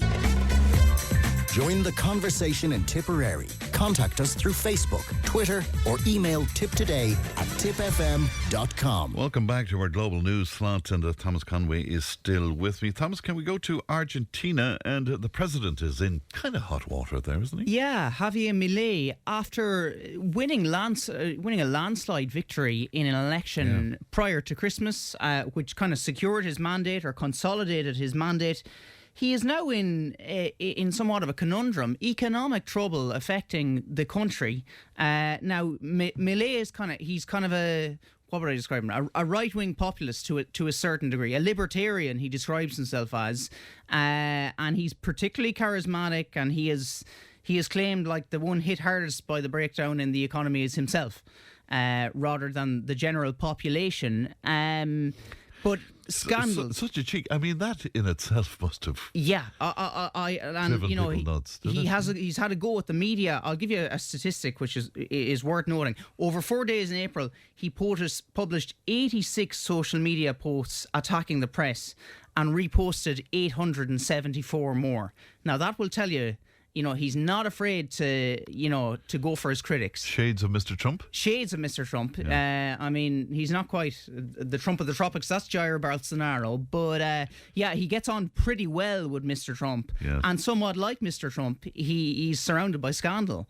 Yes. And two recent scandals have kind of eroded his popularity further. One related to a cryptocurrency, and Millet seemed to be wheeling and dealing with the owners of the cryptocurrency, and there were price fluctuations, and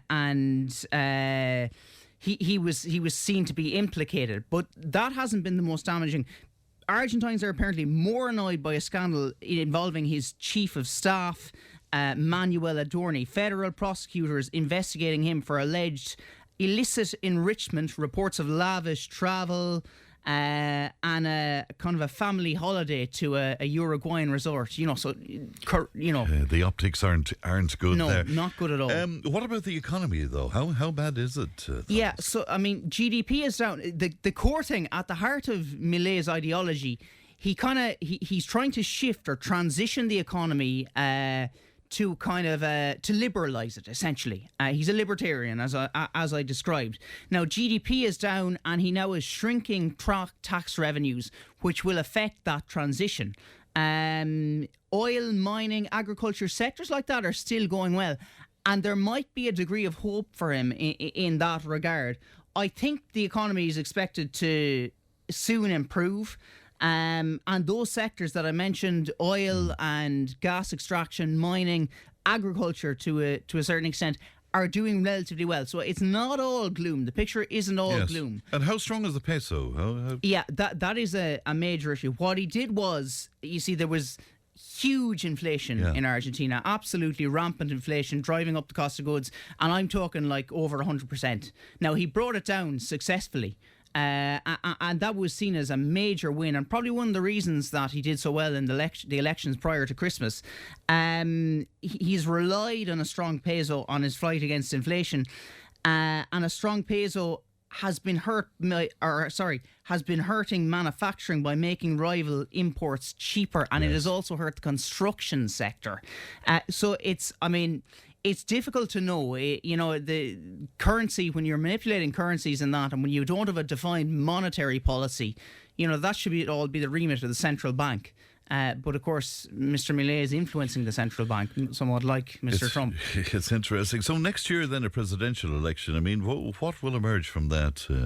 Yeah, well, I mean, he wants another term, and before Christmas, he would have said he's a shoo-in to get another term. Yeah. But the way the economy is going will have affected him, and it'll be interesting. But I think he can still turn it around. He's doing a very difficult thing there when you're trying to shift you're trying to shift the economic model of the country. Now, I suppose I should mention that he has imposed austerity.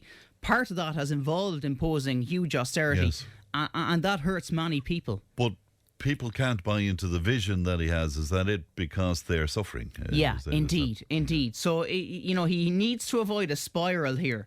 If he can get a bit of economic growth, create a bit of employment, and keep inflation on a downward trajectory, that would help. But he has no time to lose. And just before we finish up, what's happening in Hungary at the moment? The new Prime Minister there, is he ending Orbán's... formally ending Peter Magyar, just taking office on Sunday, ending Viktor Orbán's decade and a half in power. And of course, the new government promising to undo a lot of Mr. Orbán's measures. He says, to quote him, "I will not rule over Hungary, I will serve my country." So he's been quite patriotic. It's it's a big moment for Hungary, one which should benefit the EU at large, Europe at large. But we'll see how he does. I mean, it's all very well to talk a good game. Governing a country may be a lot harder. And of course, immigration is the big conversation. Yeah, there, like it is in a lot of countries at the moment. In Lebanon, then, what's 39 killed was the figure from over the weekend by Israeli strikes.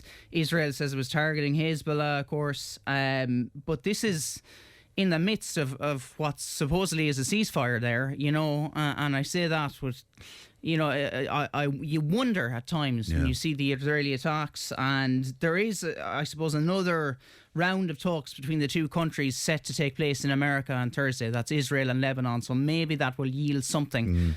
Trump must be desperate at this point to get out of this. Yeah, I think so. Yeah. I think so. Now, this week will be overshadowed by the summit with Xi. Yeah. But I mean, at the moment, it has created carnage globally, and with Israel doing what it's doing in Lebanon, I saw an interview given to CBS News by Benjamin Netanyahu last night. He claimed that Israel's goals were being met.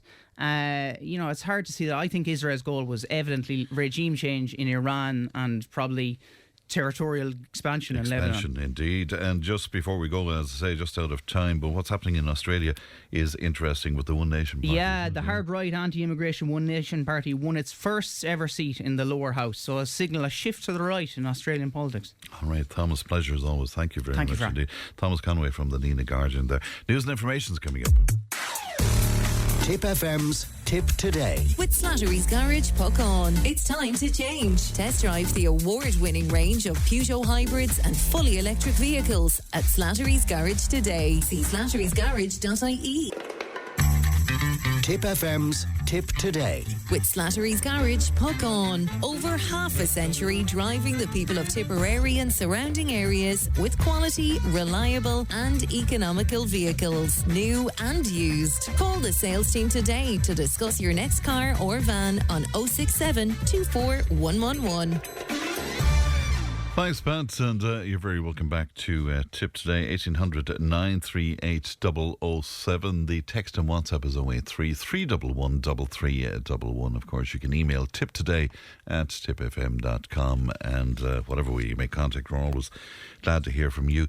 Now, the long-awaited Thurles Bypass is the focus for the first feature in the new Tipp FM Investigates Building Tipperary series. Now, in each episode, we'll be looking at a major infrastructure project in the county. And this morning, our head of news, Donald Doyle, is talking to a well-known local business person in Thurles, along with local representative Micheál Lowry and Tipperary County Council, about the future of the project, which, as you probably remember, was abandoned during the recession. But it has now been brought back into a review of the National Development Plan. Tipp FM Investigates. Funded by the News Reporting Scheme. Building Tipperary. For our first episode of Tipp FM Investigates Building Tipperary, we're looking at the long-awaited and long-abandoned Thurles Bypass project. We'll hear the view of local residents and businesses about why it's so badly needed. We'll hear from a local councillor about the long and tortuous route the project has taken to get to this point where it is once again on the agenda and ready to get government funding. And we'll hear from Tipperary County Council about where it stands now and the prospects for progress. But first, I spoke to Pat Hayes, who grew up in Liberty Square and is now the third generation running the Arch Bar. Thurles does need it. I mean, it's been proven with the accidents that happened on the square, the traffic coming through Thurles. There's an awful lot of heavy goods vehicles coming through the town, and just the town isn't able for it. It wasn't built for it, it wasn't designed for it, and the trucks are just far too big for the square, and it holds up everything. It holds up all the roads coming in and out of the town, especially at school time. It's just something we really, really need for businesses. There's often reluctance among businesses sometimes when bypasses are mentioned that it's going to take footfall out of the town. But you've mentioned the road safety issues and the HGVs. Like, it's crucial for a town with small streets like Thurles that big traffic is taken out, isn't it? You need to take the big traffic out because they're actually only going through the town. They're not even stopping. So it actually hinders business because people who want to come into town to do the business can't get in because the traffic is too high, puts people off. And they'll go elsewhere, they'll go to the outskirts or they'll go to other towns where they can actually just get in easier and get out easier. Yeah, and there has been fatalities and serious accidents involving pedestrians and trucks right here in the square, not far from your door. Yeah, unfortunately it has happened. The trucks nowadays are so big, they're built for motorways, not for towns. You have to get the trucks out of Thurles. If you stand there for half an hour, you'll count 20, 30, maybe 40 trucks going through the town, and they're only going through the town. Like if you're coming from Rosslare going up to the west of Ireland, you come through Thurles. All the wood from Burr, from the forestry, going to Medite and Clonmel, comes through Thurles. To get the heavy goods vehicles away from town would help the town, would enhance the town. We're a student town now, and a university town, and we're also a commuter to Dublin. You can be in Dublin in an hour and 10 minutes. So, I mean, like, we're ideal for extra space, for extra houses, for extra commercial units as well, because there is very few commercial units for any industry to come into the town. And our location is fantastic. I mean, like, we're only 8 or 10 kilometres from the Dublin-Cork motorway, or 17, 18 kilometres from the Limerick-Dublin motorway, train station, everything. We're 2 hours from 80% of the population of Ireland. So huge potential, but the town has to be livable and workable. Yeah. I suppose this project was shelved for a long time and is back now on the national agenda. Got a mention in the NDP review at the end of last year. Michael Lowry has promised us shovels in the ground by 2030, pretty much by the end of this government. That would be very welcome, I presume. Oh, the sooner the better. So it'll be most welcome. Just there is land out there, just pick a route and go for it. It's something that's badly needed. I mean, like, if you look at the statistics, unfortunately, some of them are quite tragic. It's a town that needs it. And if the political powers can just sit down and talk and move their differences and get it done. One thing, business is one side, but lives are more important, and we can see over the last few years on the square alone what has happened, and it's not fair. So the bypass is clearly badly needed.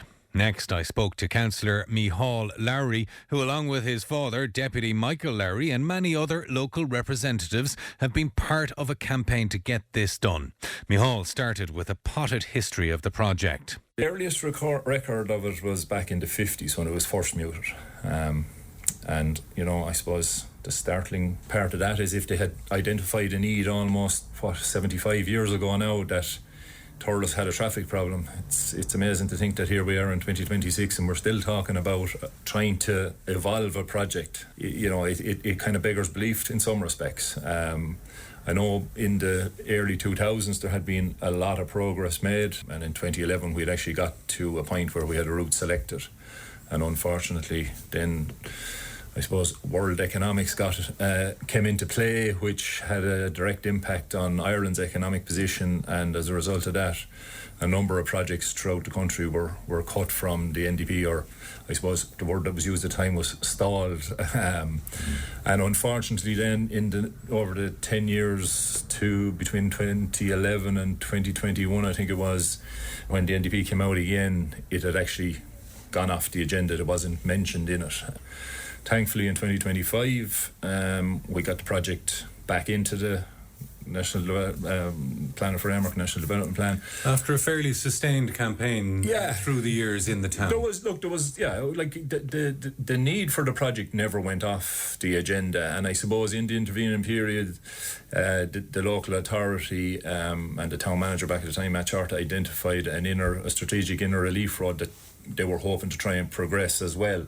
So, you know what I mean, there has always been a focus on the town. There is a recognition that there are severe traffic problems in the town.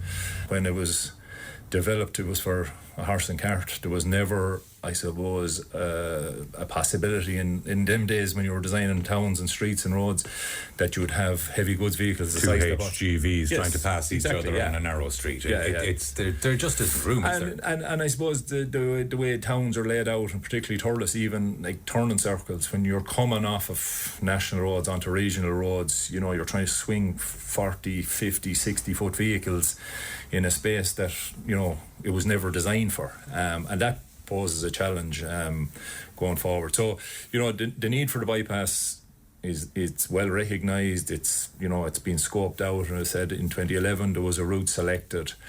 What needs to happen now, and what we're told is happening in the background, is that is being re-examined.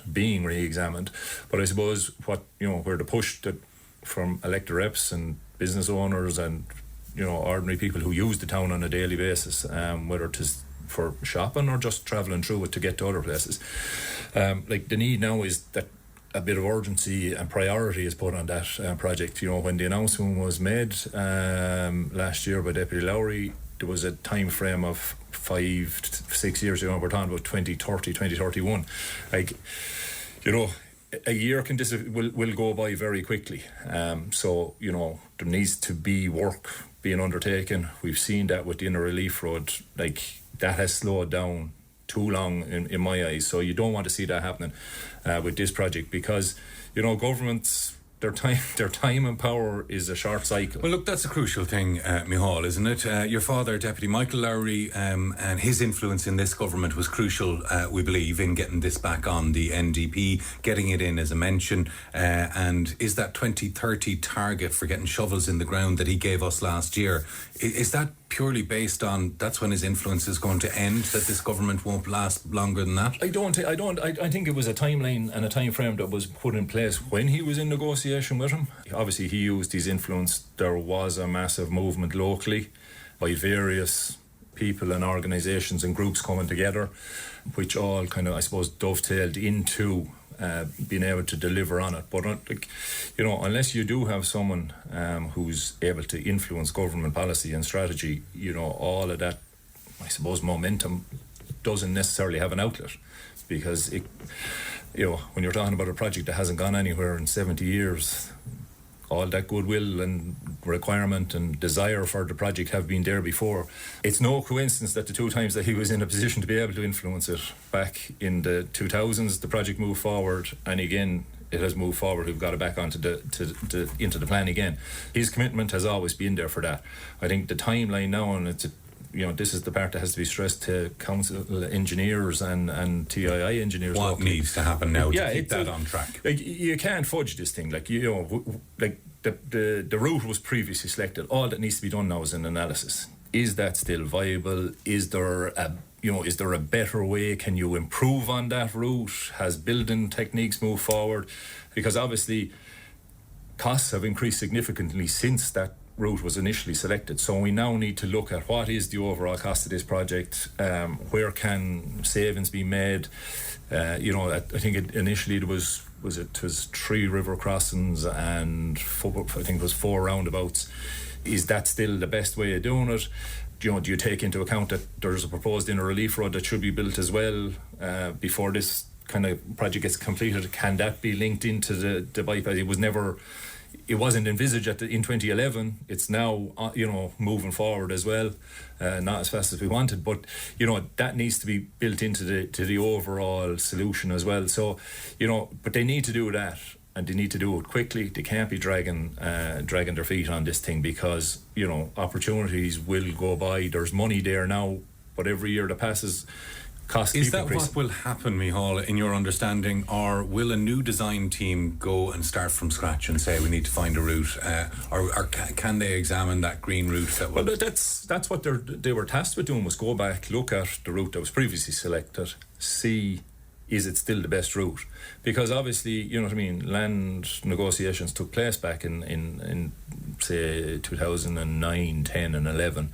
So if you're going to literally go back and scrap that route and start again, there's somebody going to be sitting around talking about this project in another 30 years.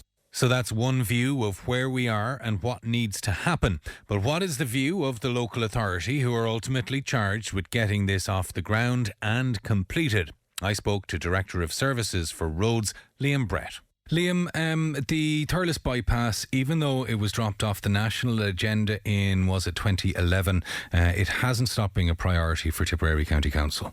Thank you, Donald, first of all, for the opportunity to speak to you today. And no, certainly the bypass for Thurles has been a strategic priority for Tipperary County Council for a significant number of years at this stage. I suppose that your listeners will be more than aware, Thurles is located at the intersection of the N62, the N75 both north and south of the town, and 4 regional roads. I suppose all that network is served essentially by one bridge, and hence the problem. It's simply not able to accommodate the traffic through the area.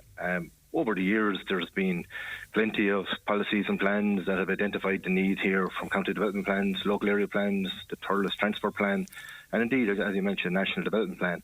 All have identified the need here.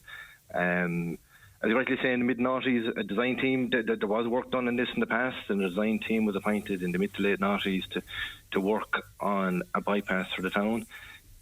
In 2011, a preferred route was announced by that design team, but unfortunately, due to the recession at the time, the project went no further. It stalled, it got no further funding, and fell off the National Development Plan.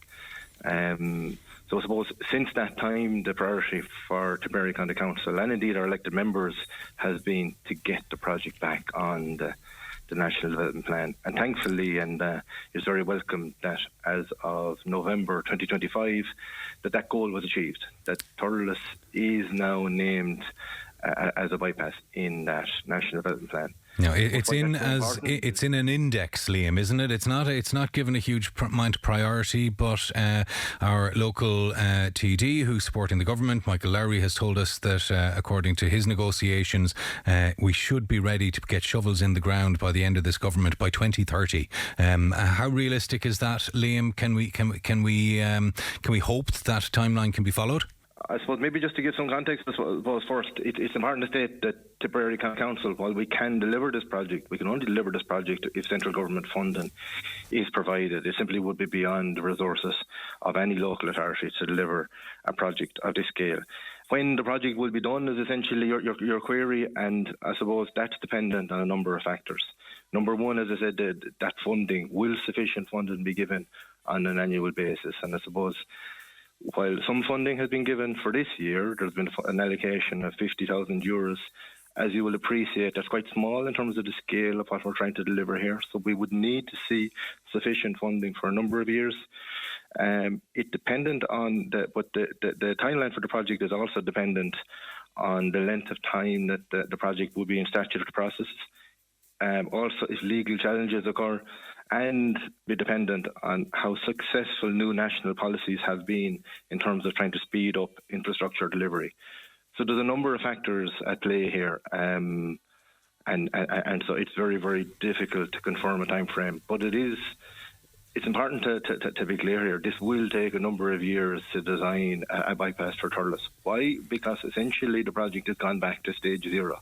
The work that has been done in the past will be considered and is being considered by the new design team, but it all has to be reworked again because national policies have all changed in the meantime. Can that work that was done, that preferred route, obviously it might need to be updated, there might even be improvements that can be made with new technologies and ways of working, but is that groundwork not still there? Can that not be used to speed up the process?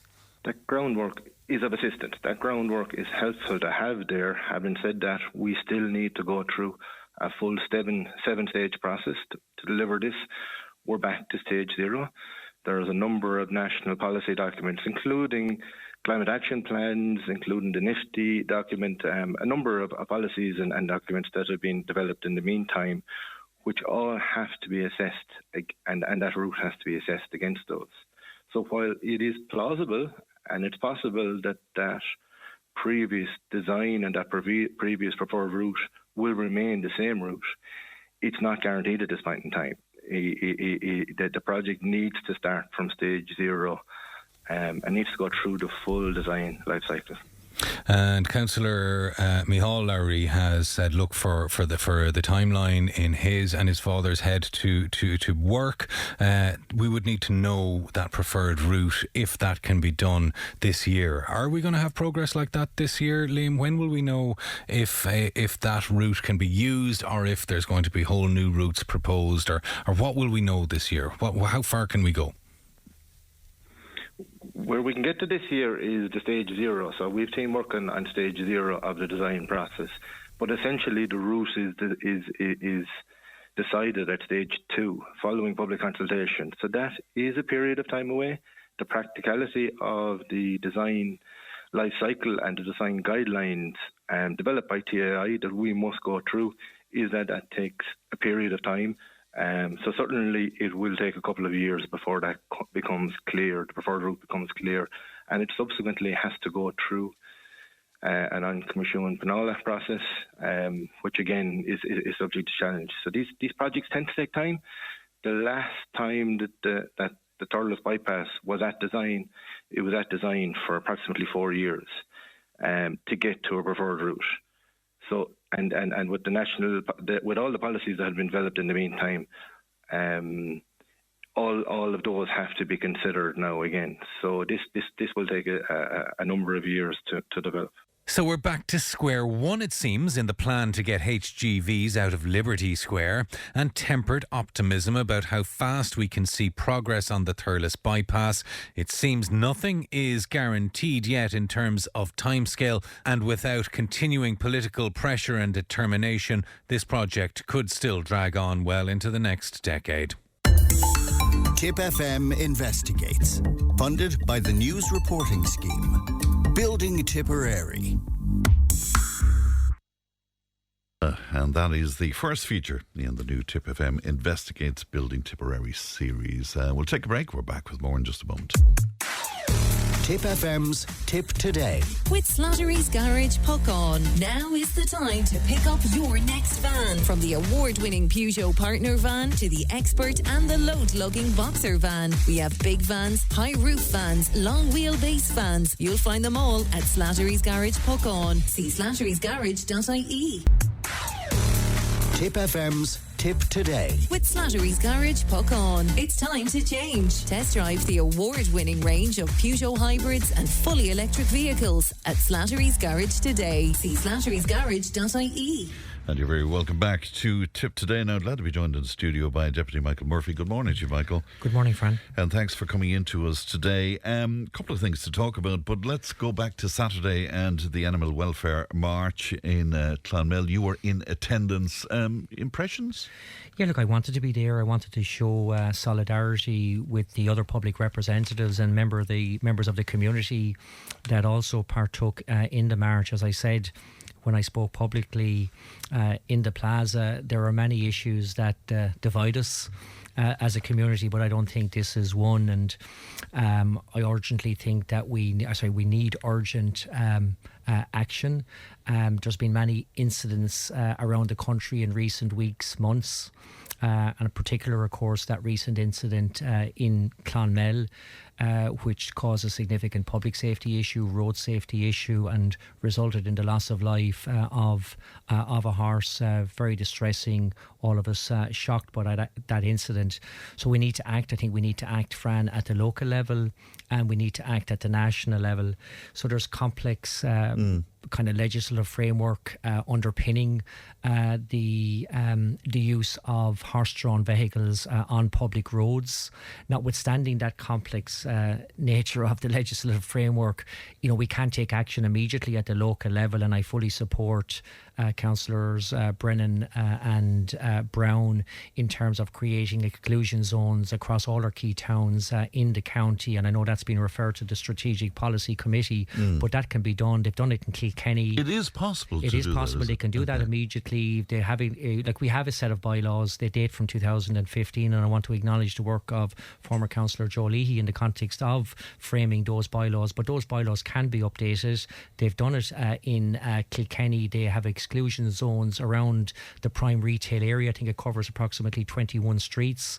And notwithstanding what I'm trying to do at the national level, they can do that immediately, and they have my full support in that regard. But of course, a lot of the issues are on our rural roads and on like the bypass here in Clonmel as well. Yeah, so. And I'm quite happy to support the exclusion of the bypass, for example, as one of those roads, on which horse-drawn vehicles. And would that be possible to do? It's certainly they've done it in Kilkenny. Yeah, but where the bypass is.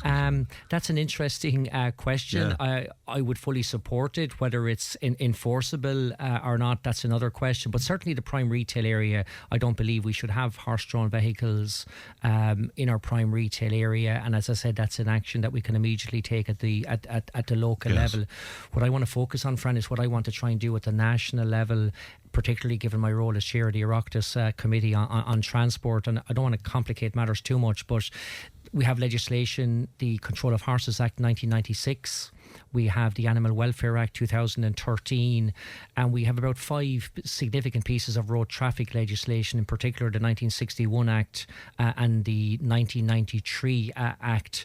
And it's patchy at best when it comes to the use of horse-drawn vehicles on public roads. So as an example, yes, the use of horse-drawn vehicles is banned on motorways.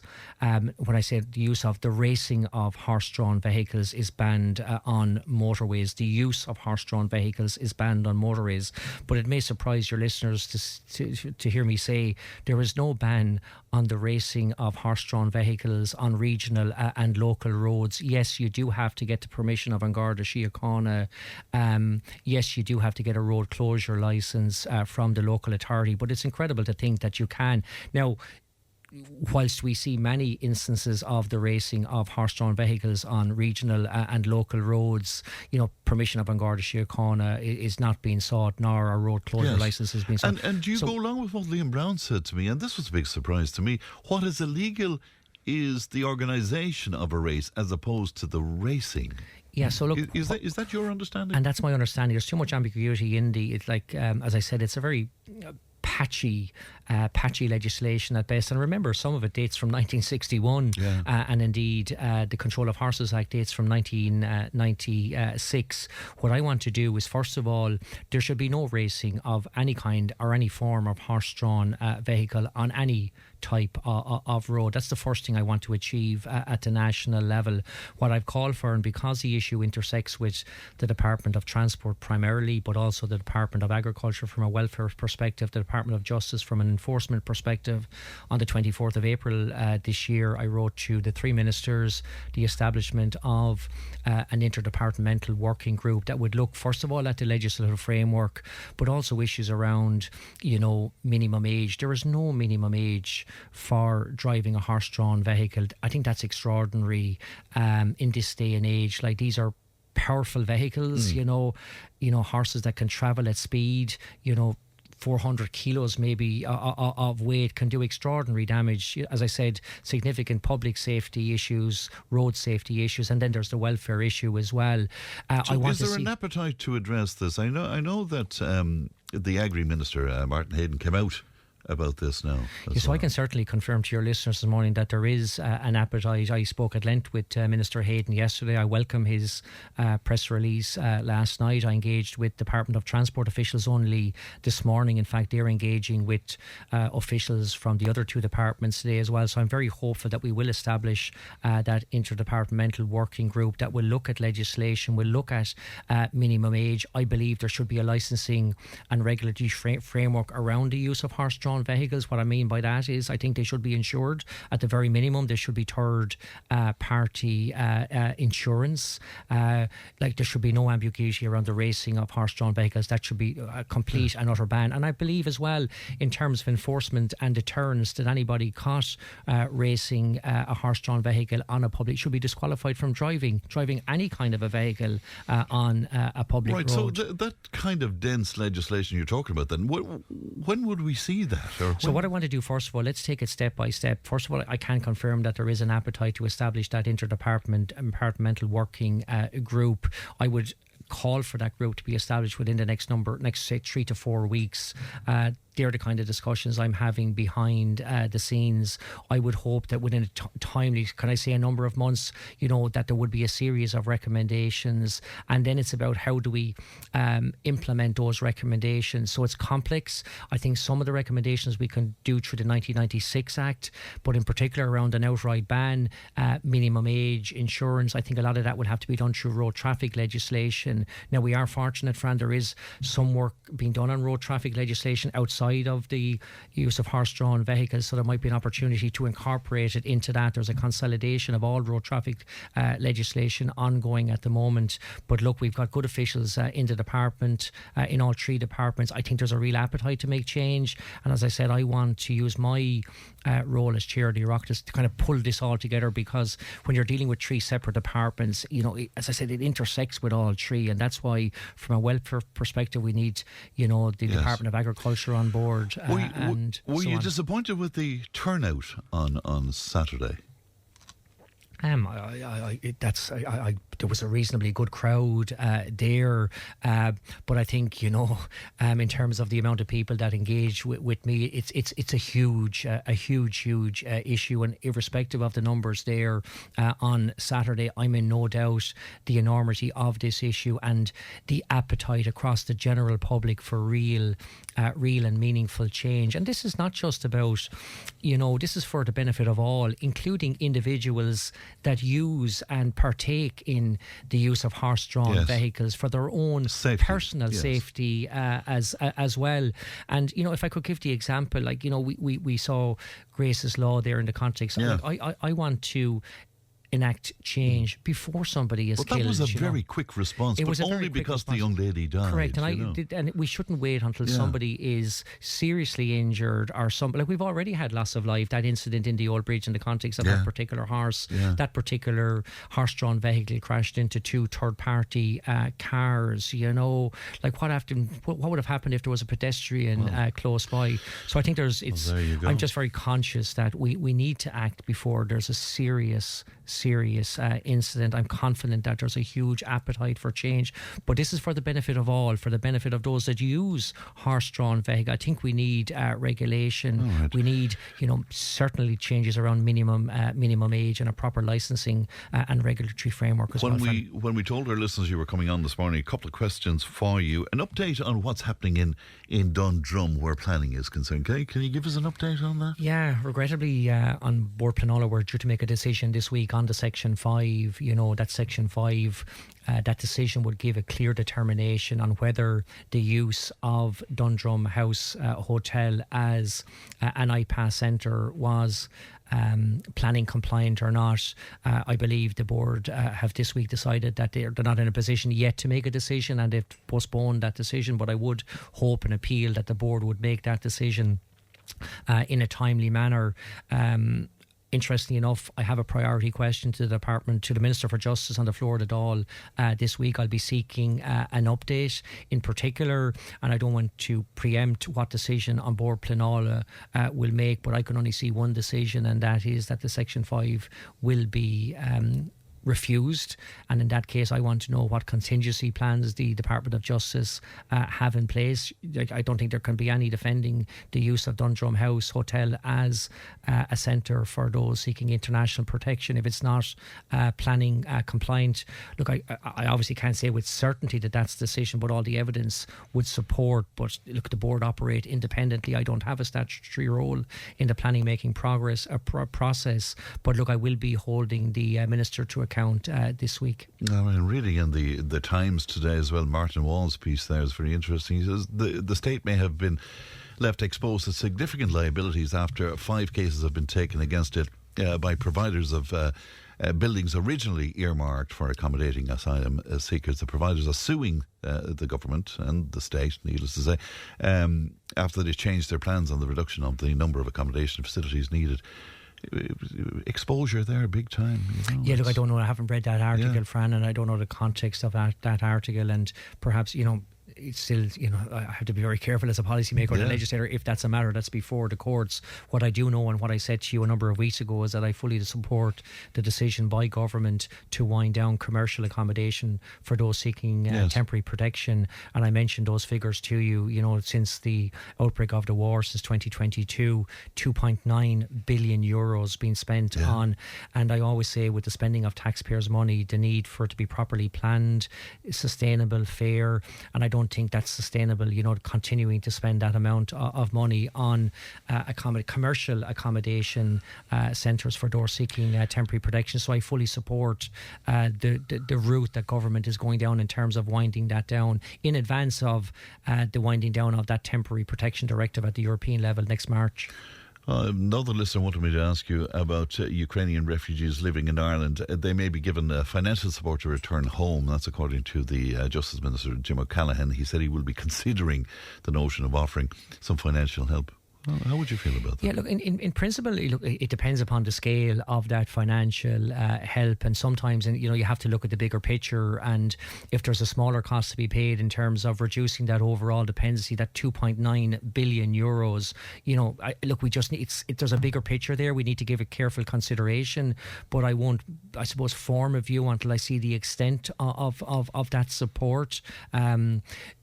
But again, in the background, I'm conscious of that 2.9 billion euros. Like, we spent a further 500 million on ARP supported payments as well. They're to private landlords as well. Like, that's not sustainable. 3.5 billion euros since 2022. And if there's a much smaller cost to be paid in terms of supporting families, in terms of repatriating them to their home country, Ukraine, that's something I would support, but it would hugely depend on the size and scale of that support. All right, and can I finally ask you, the second bike shed is driving people absolutely nuts, but what's really aggravating them is your own Minister Helen McEntee's response to it, to say that, all the procedures were looked at and everything was done right and all the I's were crossed and T's and whatever. What would you think of I worked in the private sector, and for 35 years, and the waste of money, an absolute sin. And that's the school that I come from, and the mind boggles when you hear another story of 127,000 euros. And I have to ask, what were they thinking of in I think it was Cahir University Hospital. Cahir University Hospital, yeah.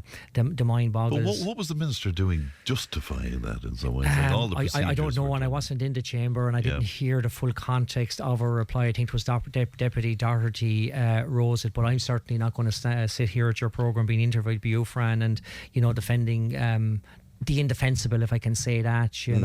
What I would say, and I think the expenditure this year will be approximately 118 billion euros. Unfortunately, and in the age when you're spending that scale of money, there will always be projects, but look, we just need to make sure that they're few and far and rare occurrences. Of course, that follows on from the bike shed do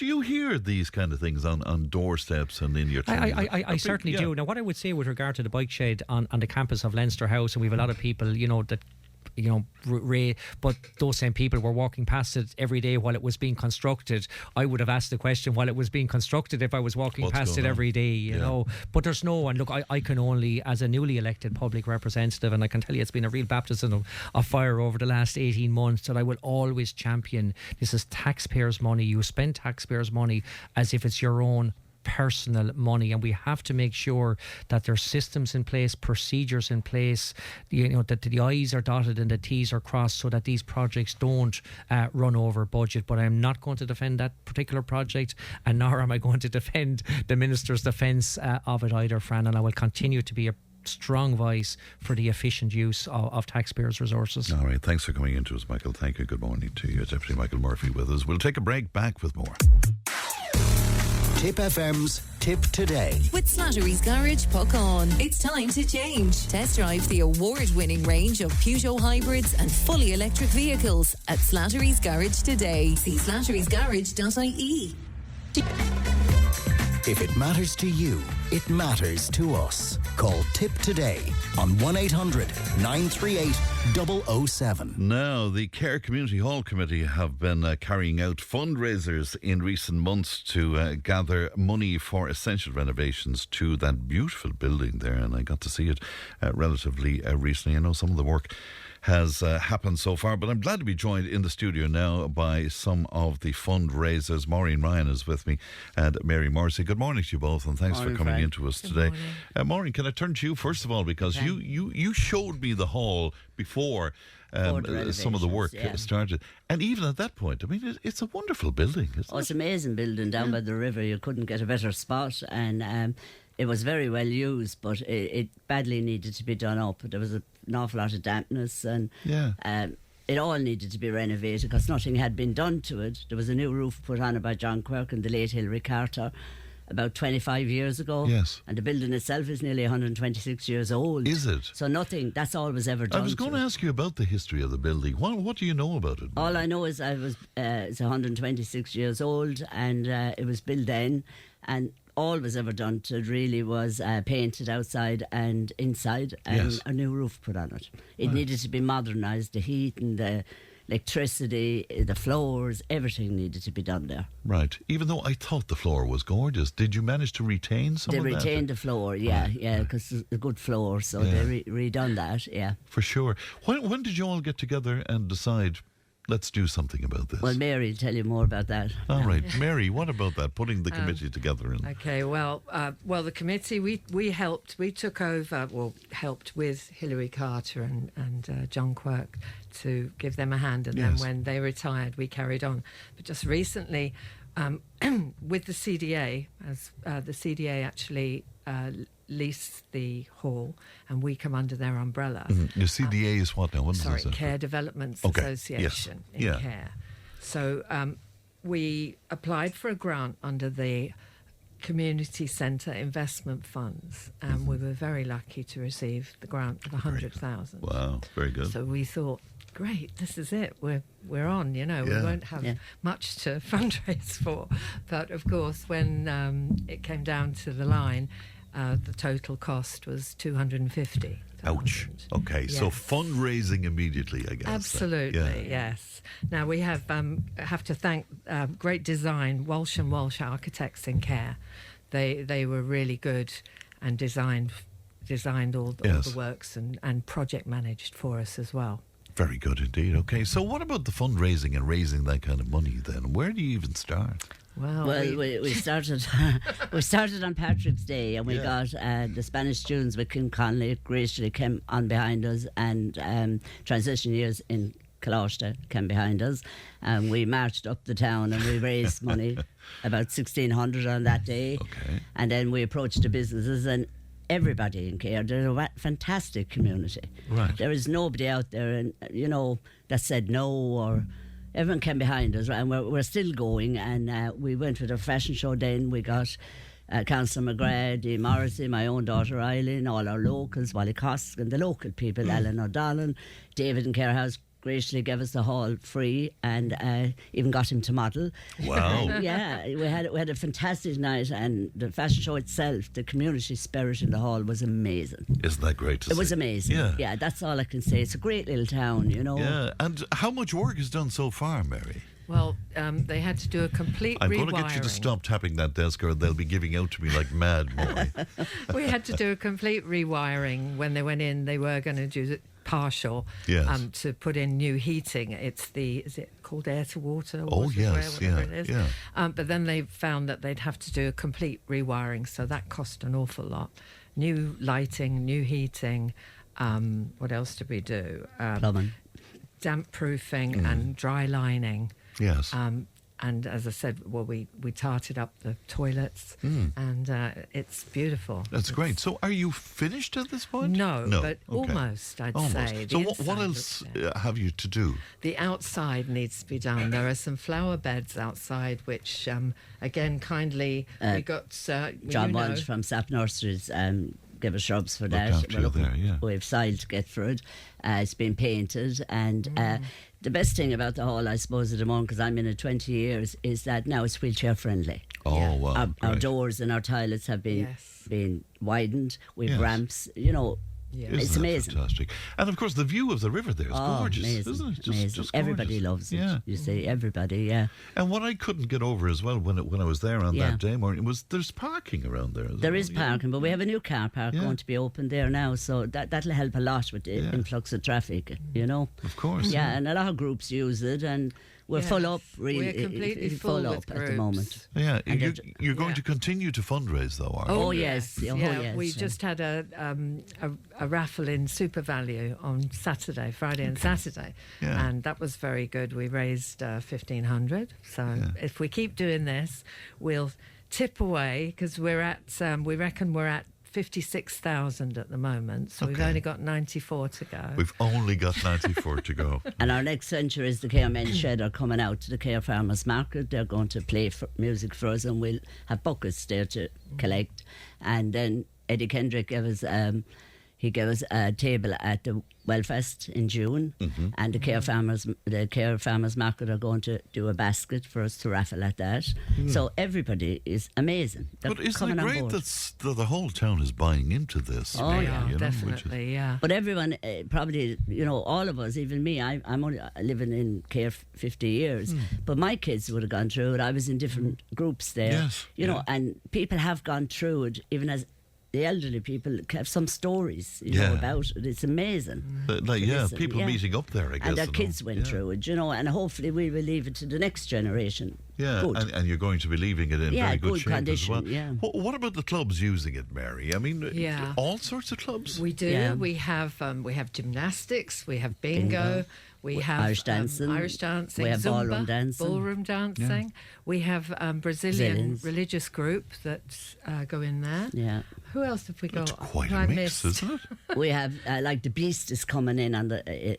It's called the Beast. I wasn't sure what it was. What's the Beast? It's like the It's Iron like all Man. sports together, I think. Oh, okay. Yeah, and they're on the river and their bikes and that, and they'll stay overnight and they go away the next day to the next venue. Oh, very good. We have lots of that. St. Declan's Walk comes through. Yeah. We have a lot. It's great. And you managed to, because what I loved the day I was there was the whole ambience of the place. Did you manage to retain that atmosphere about the place? Yes, I think so. Yeah. It's a bit more modern atmosphere, let's put it to you like that, I suppose. No, I just loved it when I went in there. I thought it was gorgeous. And the plans for the future then, will you run concerts there? Will you? Well, we for our fundraisers, we're more geared on at the minute. So I'm hoping to run a talent show there. Yeah. And we've a lot of the groups themselves are going to put on stuff for us as well, you know, to help us out. So there'll be a lot of things, but it's so full at the moment. It's mostly daytimes is free, you know. But we've a lot in there. Down through the years, an awful lot, and it's getting better and better and better. Yeah. And it's amazing. It sounds very inclusive as well, Mary, of everybody in the town. Very much so. You speak about the religious groups that are there. They have 2 nights a week. Yeah. Don't they? Yeah, Thursday and a Saturday night, and we fall to stock, as you know, Patsy, which is fantastic. Yeah, we'd also like to thank the premises that took our groups while we were closed, if I may, the Bunskull Woodview Service Station and the Parish Hall and, of course, Care House Hotel. They've been taking the bingo, and because we couldn't lose the bingo for 2 months.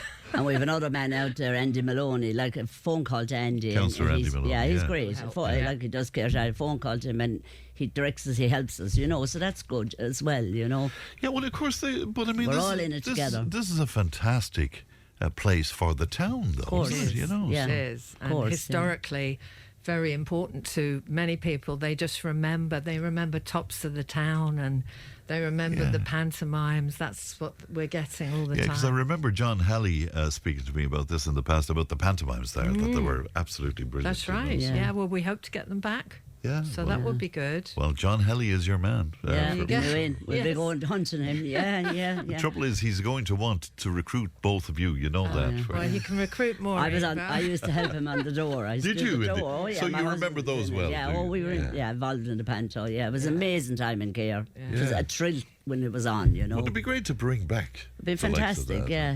And I think. Even for kids, we're going to run a kids quiz. Kids need stuff as well to attend, you know, and Of course they do.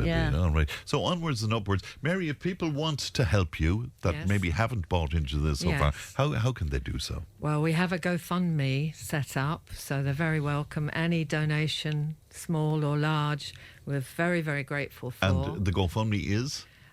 Cahir Community Hall. All right. GoFundMe. Simple as find that. it, yeah. All right. And that's doing well at the moment.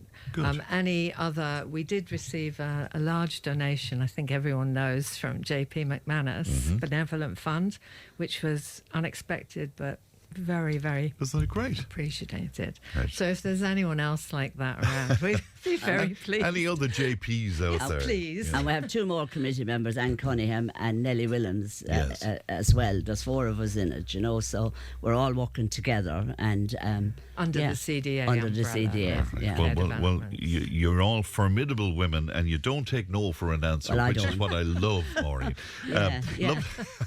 Lovely to see you both, and Thank we you, wish you well. Frank. And keep us up to speed on what's I will, of happening. course. won't you? Yes, we will. Great we to will. see you both. Thank you Thanks a very lot, much, Frank. Maureen Ryan and Mary Morrissey there. That's it from me. Leanne produced. Stevenson's on the way with the Time Tunnel on the lunchtime show, and I will talk to you tomorrow. Look after yourselves. Bye-bye. Tip FM's Tip Today. With Slattery's Garage, Puckon, main Peugeot dealers in the Premier County. And now stocking the full range of the luxury French car brand DS automobiles. Book your test drive today with Slattery's Garage, Puckon. See slatterysgarage.ie.